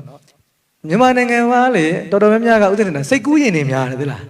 ဟိုတကယ်ရှိတဲ့နက်တွေကိုကျွေးရပေးကမ်းရတာတန်တယ်ပေါ့နော်တကယ်မရှိဘဲနဲ့စိတ်ကူးရင်နက်တွေကိုပေးရတာကအလကားပဲတော့မတန်ဘူးပေါ့နော်အဲ့တော့ဦးသိန်းချင်တယ်လေမြန်မာနိုင်ငံတော်တော်များများနက်လို့ယူဆတဲ့ဥစ္စာတွေကစိတ်ကူးရင်နက်တွေပဲအဲ့တချို့အဲ့ဒါဆိုမေးတယ်အရှင်မြတ်နက်ကနာပွဲတွေမှာနက်တွေဝင်လာကြဘယ်လိုပြောမလဲပေါ့အဲ့ဒါကသူကကိုကဥမာကိုကြီးကျော်ဝင်ပါဟဲ့ဆိုကိုကြီးကျော်ဝင်ချင်မှဝင်တာဘယ်ကမကောင်းဆိုးဝင်မှမသိဘူးအဲ့ဒါisaဘောလားမသိဘူးဘာနာနာဘဝဝိနာဘဝတွေအများကြီးပဲပတ်ဝန်းကျင်မှာအဲ့တော့စားရမယ်တောက်ရမယ်ပိတ်တာတွေကအများကြီးအဲ့သူတို့ကဝင်ဖို့ချောင်းနေကြတာအများကြီးပဲဘောလားမသိဘူးသူတို့ကစားချင်နေကြတာလေဘာလို့ကျွေးမှစားရမှပုံကိုယ်တွေဆိုတော့ဟိုဝင်ဖို့အလူရက်ချောင်းနေကြတာစဉ်းစားကြည့်မြန်မာတနိုင်ငံလုံးမှာနက်ကနာတပြိုင်တည်းပေးကြတာလည်းအများကြီးပဲဟိုသူလည်းကိုကြီးကျော်ဝင်ဒီသူလည်းကိုကြီးကျော်ဝင်တပြိုင်တည်းအဲ့ကိုကျော်ဘယ်လိုလုပ်ဝင်နိုင်မှာလဲနော်အဲ့တော့မဖြစ်နိုင်တဲ့ကိစ္စပေါ့အဲ့ကြောင့်ဦးဇင်းတို့ကိုကြီးကျော်နက်ကအဲ့လိုမျိုးမဟုတ်ပါဘူးအဲ့တော့ဦးဇင်းအခုလက်ရှိပေါ့နော်နက်တကယ်ဝင်တယ်ဆိုလို့ရှိရင်လည်းနက်အစစ်မဟုတ်ပါဘူးတနည်းပြောမယ်ဆိုပိတ်တာတွေပါပဲစားရမယ်တောက်ရမယ်ပုံကိုယ်တွေကစားစရာမရှိလို့ဝင်ပူးစားတဲ့သဘောပါပဲနော်အဲ့တော့အဲ့သဘောပါဒါဆိုရင်အဲ့စားမယ်တောက်မယ်နတ်တွေကိုကိုးကွယ်ရင်ရောတရဏဂုံအဲ့တရဏဂုံပြတ်တာပေါ့ကိုယ့်ရဲ့ဘဝအတွက်အားကိုးရအဖြစ်ကိုးကွယ်တယ်ဆိုရင်တော့တရဏဂုံပြတ်တယ်အားကိုးရမဟုတ်ဘဲနဲ့ငါ့ကိုတခုခုမစားပါသေးဆိုတော့စိတ်ကူးရင်နဲ့ပူဇော်တာကြတော့ဒါတော့ဟိုတရဏဂုံမပြတ်ဘူးပေါ့နော်တရဏဂုံတော့မပြတ်ဘူးအရှင်များအဲ့လိုပြောပုံရဆိုရင်တပည့်တော်ဒီဟိုဘိုးတပည့်တော်လည်းနည်းနည်းပါလေးလာရောရှင်များသူတို့တွေပြောလိုက်ရင်ဟိုဒီနှစ်တော်ရင်ဘာရအောင်ဘာအောင်မြင်အောင်လုပ်မယ်ဆိုအောင်မြင်သွားပြီးတော့သွားလှူနေတဲ့လူတွေလည်းအများကြီးပေါ့အဲ့ကြတော့အရှင်များဘယ်လိုခံယူဘယ်လိုခုနပြောသလိုလေတကယ်မဆရာလည်းရှိပါတယ်တချို့ပုဂ္ဂိုလ်တွေကတကယ်အစ်စ်ဆိုရင်ပေါ့လေအစ်စ်ဆိုရင်တော့တကယ်မဆရာတချို့နက်ကတော်တွေလည်းအတုတွေပေါ့လေဒါလိန်စားနေတာလည်းရှိတာတချို့အစ်စ်တွေလည်းရှိပါတယ်အစ်စ်ဆိုတကယ်နက်တွေလည်းရှိတယ်တကယ်လည်းကုညီပေးတာလည်းရှိတယ်လေဦးဇင်းတို့ဒါမြတ်စွာဘုရားလက်ထက်မှာလည်းရှိတယ်လေဟိုကာလရက်ခင်ဒီဘလူးမဆိုတာလည်းရှိတယ်လေကာလရက်ခင်ဒီဘလူးမဆိုလို့ရှိရင်လည်းဒါမြတ်စွာဘုရားကိုယ်တိုင်အဲ့ဒီအမျိုးသမီးရဲ့အိမ်မှာနေခိုင်းတာလေအဲ့တော့အမျိုးသမီးကလည်းသူဘလူးမတငယ်ချင်းဖြစ်သွားတာပေါ့ဘလူးမနဲ့တငယ်ချင်းဖြစ်သွားတော့ဘလူးမကိုအိမ်မှာထားပြီးတော့သူကျွေးမွေးပေးကမ်းတယ်ဒါပေမဲ့သူအိမ်မှာနေရတာခက်ခဲရှိတော့ရွာထိပ်ကတစ်ပင်မှာသွားထားပေးရတာဘလူးမအိမ်မှာကြတော့မလွတ်မလပ်နဲ့နေရာချင်းကျက်တယ်အဲ့ဒါအဆင်မပြေဘူးဒါကြောင့်ရွာအပြင်ကတစ်ပင်မှာသွားထားလိုက်တယ်ဆိုတော့သူကလည်းနေ့စဉ်ပုံမှန်သွားပြီးတော့ကျွေးမွေးတယ်နဲ့ဘလူးကိုကိုယ်ကွယ်တာမဟုတ်ဘူးနော်ကိုယ်ကွယ်တာမဟုတ်ဘူးသူကဘလူးကိုသွားကျွေးမွေးတာအဲ့တော့ဘလူးကလည်းငါ့ဘောကျေးဇူးရှိတယ်ဒီမျိုးသမီးရဆိုပြီးတော့ကျေးဇူးဆောင်တဲ့အနေနဲ့သူကမိုးကောင်းမယ်မိုးမကောင်းဘူးဆိုတာပြောပြပေးတယ်ဒီနေ့တော့မိုးကောင်းမယ်စဘာကိုဘယ်လိုစိုက်ဒီနေ့တော့မိုးမကောင်းဘူးဘယ်လိုလုပ်ဆိုသူကပြောပြပေးတယ်အဲ့တော့သူ့မှာသူများတွေမှာစဘာတွေပျက်စီးသွားပြီမယ်သူ့မှာမပျက်စီးသွားဘူးဒီလိုအကျိုးတွေရတယ်ဆိုတော့အဲ့ဒီဟာအခြေခံပြီးတော့ဒီနက်တွေကိုကျွေးမွေး ပူဇော်မှုတွေဖြစ်လာဖို့ပေါ်တယ်ဦးဇင်းထင်တာလေဖြစ်လာပါတော့အဲ့ဒီခါကျတော့ခုနပြောသလိုတကယ်ဟုတ်တာလည်းပါတယ်မဟုတ်တာတွေလည်းပါကုန်ကြတာပေါ့နော်တကယ်ကတော့မဟုတ်တာတွေရောကုန်ကြတာပေါ့ ဒါဆိုရှင်များရွှေကုံရဲ့အရှိမရှိနေတဲ့ဘလူးကြီးရောအဲ့ဒါကြတော့ဘယ်လို ဖြစ်တယ်ကောအရှိရဘလို့ဦးစင်းလည်းကောင်းကောင်းမသိဘယ်ရောက်လာလဲမသိဘူး ဟာရက်ခဘလူးကြီးလား ဟုတ်လား လောကပါလားမသိဘလူးကြီးရှိ ဦးစင်းပြောမယ်ရုပ်ထုတွေထူတိုင်းလည်းချောက်မစိတ်ကူးမရင်ကြတချို့ကလည်းလို့ချောက်ပြီးတော့ရုပ်ထုတွေထူကြတာရှိတယ်လေဦးစင်းတို့တွေ့ပါတယ်တချို့ဘုရားတွေတချို့ကျောင်းတွေမှာရုပ်ထုတွေထူကြတာရုပ်ထုရှိတိုင်းဒါဘလူးရှိတာမဟုတ်ဘူးလေလူတွေကစိတ်ကူးရင်ပြီးတော့နာမည်တွေချောက်ထိုးပလိုက်တယ်အဲ့တော့ရှေ့ကလူကလုတ်ခဲ့တဲ့ဟာကိုနောက်4-5 နှစ်ဆိုရင်လာပြီးတော့ကိုးကွယ်ကြတာပူဇော်ကြတာလေတမိုင်းကြောင့်မသိဘူးလေသူကတကယ်ရှိတယ်ထင်ပြီးတော့ကြောက်လန့်ပြီးတော့ကိုးကွယ်ကြပူဇော်ကြပသကြတာပဲလीနော်အဲ့ဒါပဲအခုဆိုရင်တခါရဲတုံရုပ်ကိုထုလိုက်နောက်10နှစ်ဆိုတခါရဲတုံဘလူးဖြစ်သွားပြန်ဒါနဲ့နှက်ဖြစ်နေချတော့အဲ့ဒါဘိုးဘိုးကြီးဦးရထွန်းဆိုရတာဘိုးဘိုးကြီးဦးရထွန်းဖြစ်သွားတယ်ပဲ ဒါဆိုရှင်များဟိုဒီစီဒီတိုင်းမှာတပြည့်တော့လေးလာကြရချင်းသိရုပ်ထုတွေရှိရရှင်များအဲ့ဒါဘုရားလက်ထက်မှာရောရှိလားဗျာ မရှိပါဘူးဦးဇင်းတို့မြန်မာနိုင်ငံမှာပဲဒီဥစ္စာကပေါ်လာတာအဲ့ဒါကလည်းဒီလိုနဲ့တူပါတယ်သူတီဟပါဦးဇလန်းကနေစနက်ပုံပေါ်ပါတယ်နော်သူကသူ့အဖေကိုပြစ်မှားခဲ့တဲ့အကုသိုလ်ကံကြောင့်သူကအဖေကိုတတိရတဲ့အနေနဲ့ကုသိုလ်ရပါလေဆိုပြီးတော့အဲ့လိုဖျားရှိမှာချင်းသေးရုပ်တီထုတဲ့ဒလေးပေါ်လာပုံပေါ်တယ်အဲတီဟပါဦးဇလန်းကစတယ်ထင်တာပဲနော်ဖျားတက်ကမရှိပါဘူးဘာလို့ဆိုတော့တီဟိုခက်မှာလည်းအခုတီဟိုနိုင်ငံတို့ဘာတို့မှာလည်းဒီဖျားရှိမှာလို့ချင်းသေးရုပ်တီရှိမှမရှိတာနော်ခြေအောင်သမိုင်းတွေမှာလည်းကြည်ရှိမှမရှိတာအဲ့တော့မြန်မာနိုင်ငံမှာမှဒီဥစ္စာပေါ်လာတာလေ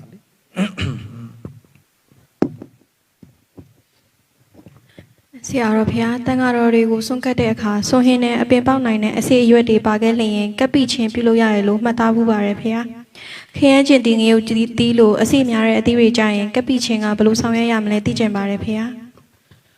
သူကကပိယံကရောဟိလုံးမဲ့ဥစ္စာတွေခုနနော်ဟိုမိခွန်းထဲမှာပါသွားတယ်အပင်ပြန်ပေါက်နိုင်တဲ့ပင်စီပဲဖြစ်ဖြစ်အစိပဲဖြစ်ဖြစ်အညွန့်ပဲဖြစ်ဖြစ်ပေါ့နော်အပင်ပေါက်နိုင်တဲ့အရွက်ပင်စီအစိနော်အဲ့ဒါတွေအားလုံးကိုဦးဇင်းတို့ကပိယံကရောဟိလောက်ရတယ်အဲ့ဒါဒကာဒကာမတွေကကပိယံဗန်ဒေးလို့ပြောပြီးတော့ထိုးစိတ်လိုက်ရတယ်အဲ့ကကြအများကြီးဖြစ်နေရင်ဘယ်လိုလုပ်မလဲလို့ပြီးရင်ခွက်တစ်ခွက်ထဲမှာစုလိုက်တစ်ဆက်တည်းထိနေလို့ရတယ်ခွက်ကွဲရင်တော့မရဘူးပေါ့နော်ခုနဥမာကစုံရက်တွေအချင်းမောင်လိုက်အစည်းတွေနော်ကပိယံကရောလုပ်မယ်ဆိုရင်ရဘုံနဲ့ပုံထားလိုက်တစ်ခုနဲ့တစ်ခုထိထားလိုက်ပေါ့တစ်ခုနဲ့တစ်ခုထိထားပြီးတော့ကပိယံကရောလုပ်လိုက်အဲ့ဆိုရင်ရတယ်အဲ့တစ်ခုနဲ့တစ်ခုမထိဘဲနဲ့ခုနလိုခရမ်းကြည်တီကမှ3ခွက်လောက်ဖြစ်နေတယ်ဆိုရင်တော့တစ်ခွက်တည်းလုပ်နေမရအောင်တစ်ခွက်အဲ့တစ်ခွက်ချင်းလိုက်လုပ်ရမယ်တပြိုင်တည်းလုပ်ချင်တယ်ဆိုရင်တော့ဘန်တပန်အိုးတိုးထဲမှာအကုန်ထက်တစ်ခုနဲ့တစ်ခုတော့ထိထားပေါ့မထိရင်တော့မရအောင်တစ်ခုနဲ့တစ်ခုကအလုံးထိဆက်နေမယ်ဆိုလို့ရှိရင်တစ်ခုကိုလှုပ်လိုက်တာနဲ့အားလုံးလှုပ်ပြီးသားဖြစ်သွားတယ်အလုံးတိုင်းလိုက်လို့စရာမလိုဘူးနော် ရှင်များဟောပါတရားစခန်းနေပါဘောနော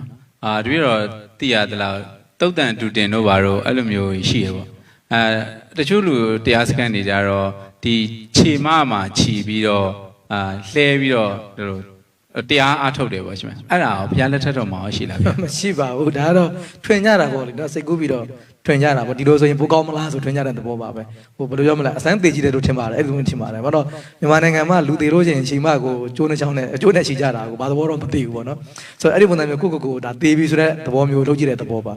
တုတ်တန်တူတင်ဆောင်နေတယ်ဆိုအဲ့လိုမဟုတ်ပါဘူးတုတ်တန်တူတင်ဆိုတာကတုတ်တန်မှာသွားပြီးတော့ဒီမနနတတိထင်အောင်လို့ပါတုတ်တန်မှာအောက်ကူတွေလူအလောင်းကောင်တွေမြင်ရတဲ့အခါကျတော့ငါလည်းတနေ့တရားမှာပါလားဆိုတဲ့စိတ်ကဝင်သွားတဲ့အခါမှာဟိုအကုသိုလ်တွေမလုပ်ရဲတော့ဘူး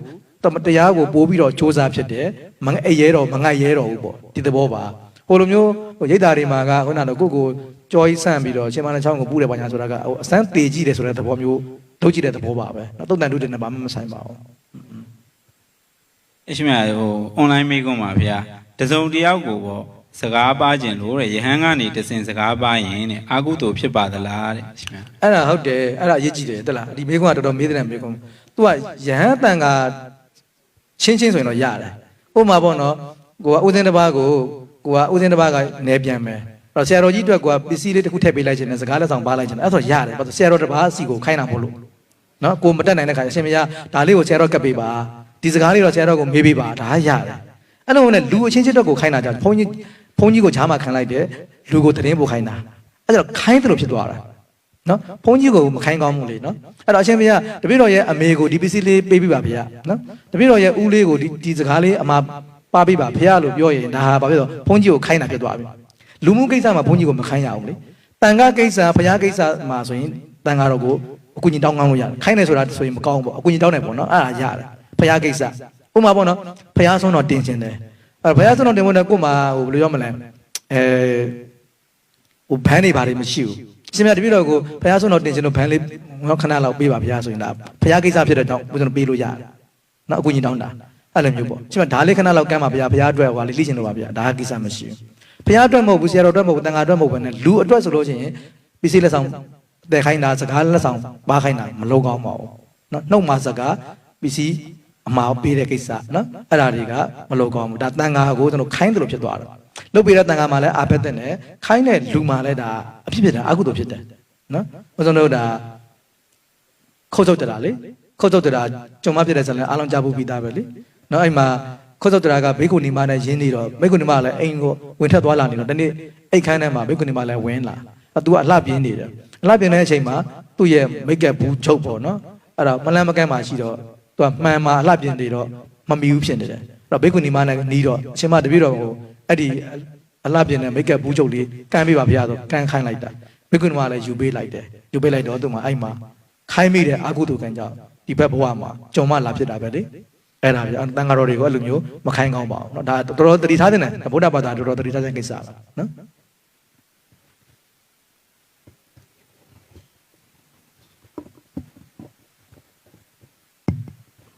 အရှင်ဖေဟာယဟန်ရဲ့ကိုကျင့်တီလာမပြတ်ဘဲနဲ့တီလာပြတ်ပါတယ်လို့လူတွေကဆွဆွဲပြောဆိုရင်ဘယ်လိုပြမျိုးရှိနိုင်မှာလဲဖေဟာအကျင့်တကယ်ပြတ်နေတာကိုအရက်တကလှည့်ပြီးပြောနေရင်ပြောတဲ့သူမှာအပြစ်ဖြစ်ပါသလားဖေဟာဘယ်လိုပြမျိုးဖြစ်နိုင်မှာလဲဖေဟာဥပမာအရက်ထဲကမိမငယ်တချို့ကဝေယဝိဆအတွက်ဘုံကြီးเจ้าအဝင်ထွက်ရှိပါတယ်ဒါကိုလူတွေကအထင်လွဲပြီးတော့တကယ်အကျင့်မပြတ်ပါပဲပြတ်တယ်လို့ဆွဆွဲတယ်ဆိုရင်ဘယ်လိုပြမျိုးဖြစ်နိုင်မှာလဲ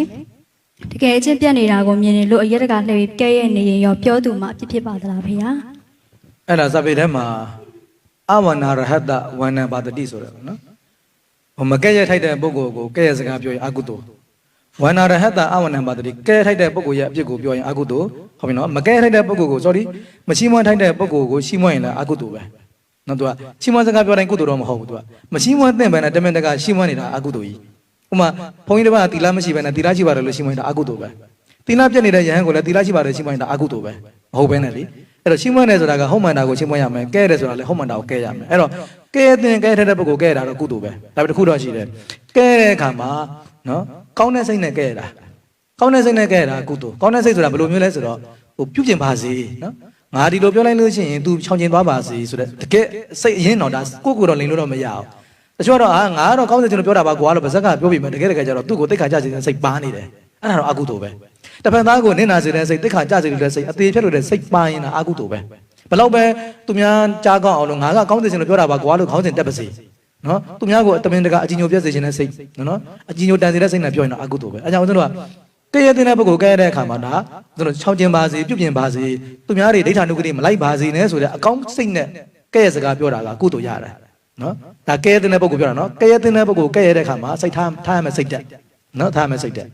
အဲ့တော့မကဲတဲ့ပုဂ္ဂိုလ်သွားကဲရင်တော့ဒါတော့လောဘသိချတာအကုသိုလ်ပဲနော်အဲကြောင့်ကျွန်တော်ကဟိုမကဲတဲ့ပုဂ္ဂိုလ်ဖြစ်ပေမဲ့ခုနဒကာမလေးမေးတယ်လို့အထင်လွဲပြီးတော့ဗောနော်အထင်လွဲပြီးတော့ကိုက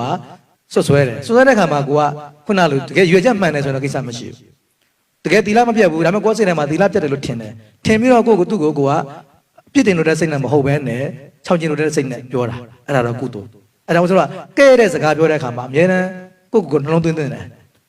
နံပါတ်1ကတော့တကယ်ကဲရတင်လားမကဲတင်လားနံပါတ်1စဉ်းစားတယ်ပြီးနံပါတ်2ကဲလို့ရှိရင်ငါဘာစိတ်နဲ့ကဲရမလဲဒါကြောင့်ဦးဇင်းမြတ်စွာဘုရားက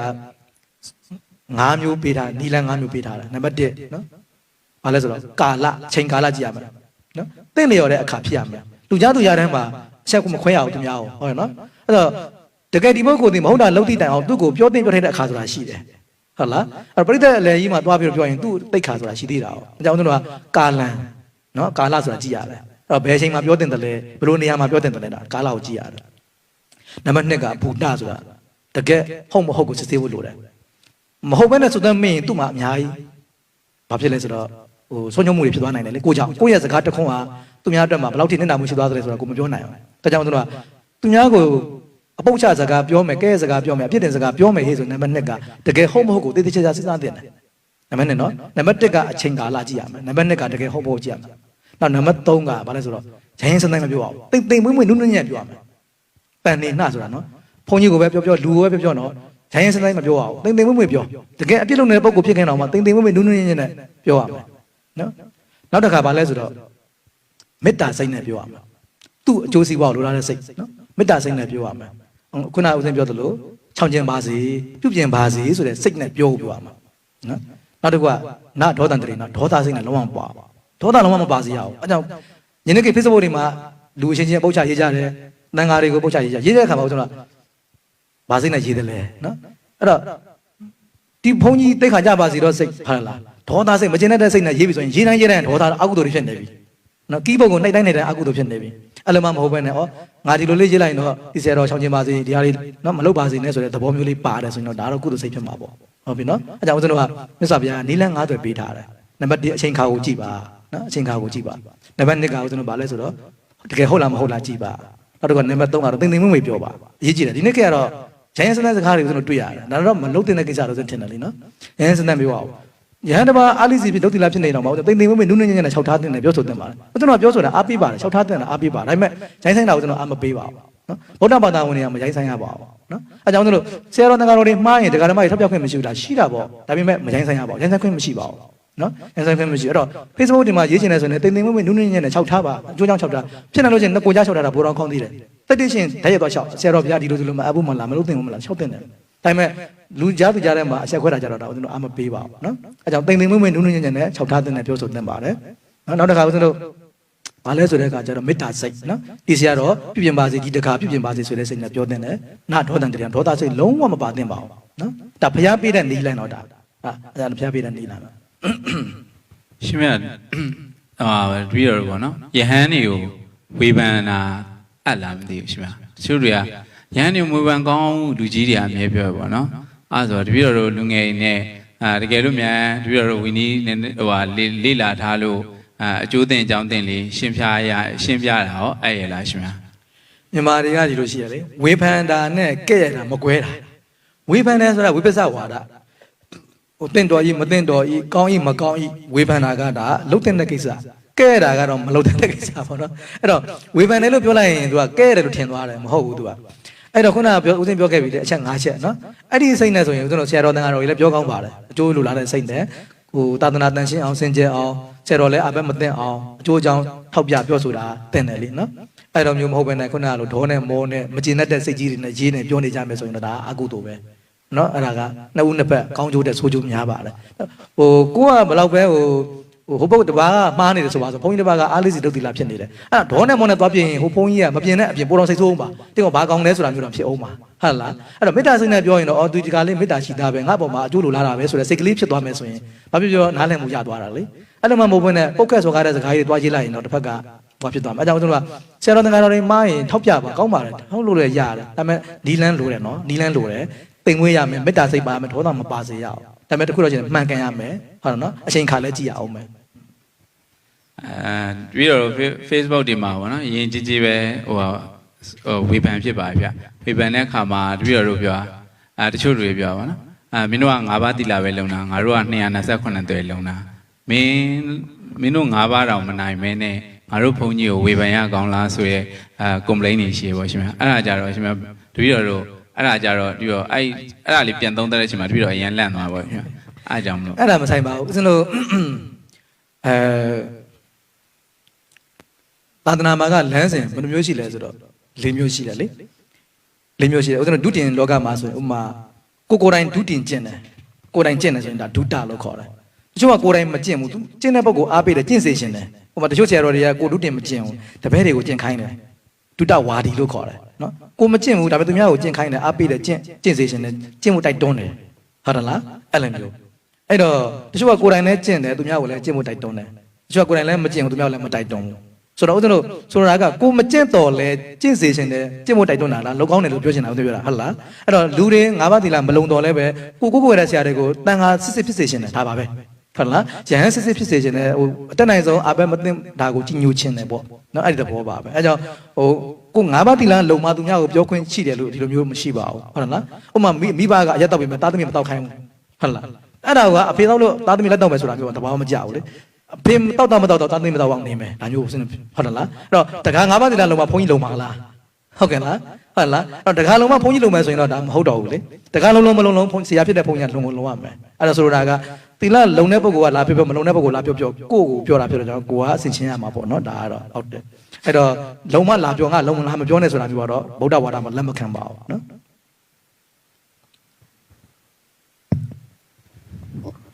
အစီအစဉ်900ဝိနည်းဆွေးနွေးပွဲခန္ဓာခိတ္တယနာမှာဖြစ်ပါ၍ဗုဒ္ဓသာသနာစိရန်တိတ္တထု၃ချိန်ပူဇော်၍သာသနာပြုအခမ်းအနားကိုခိတ္တယနာကြပါစို့ဗုဒ္ဓသာသနာစိရန်တိတ္တထုဗုဒ္ဓသာသနာစိရန်တိတ္တထုဗုဒ္ဓသာသနာစိရန်တိတ္တထုဗုဒ္ဓသာသနာဖျားရှင်ကိုရောမြတ်ကြီးဤ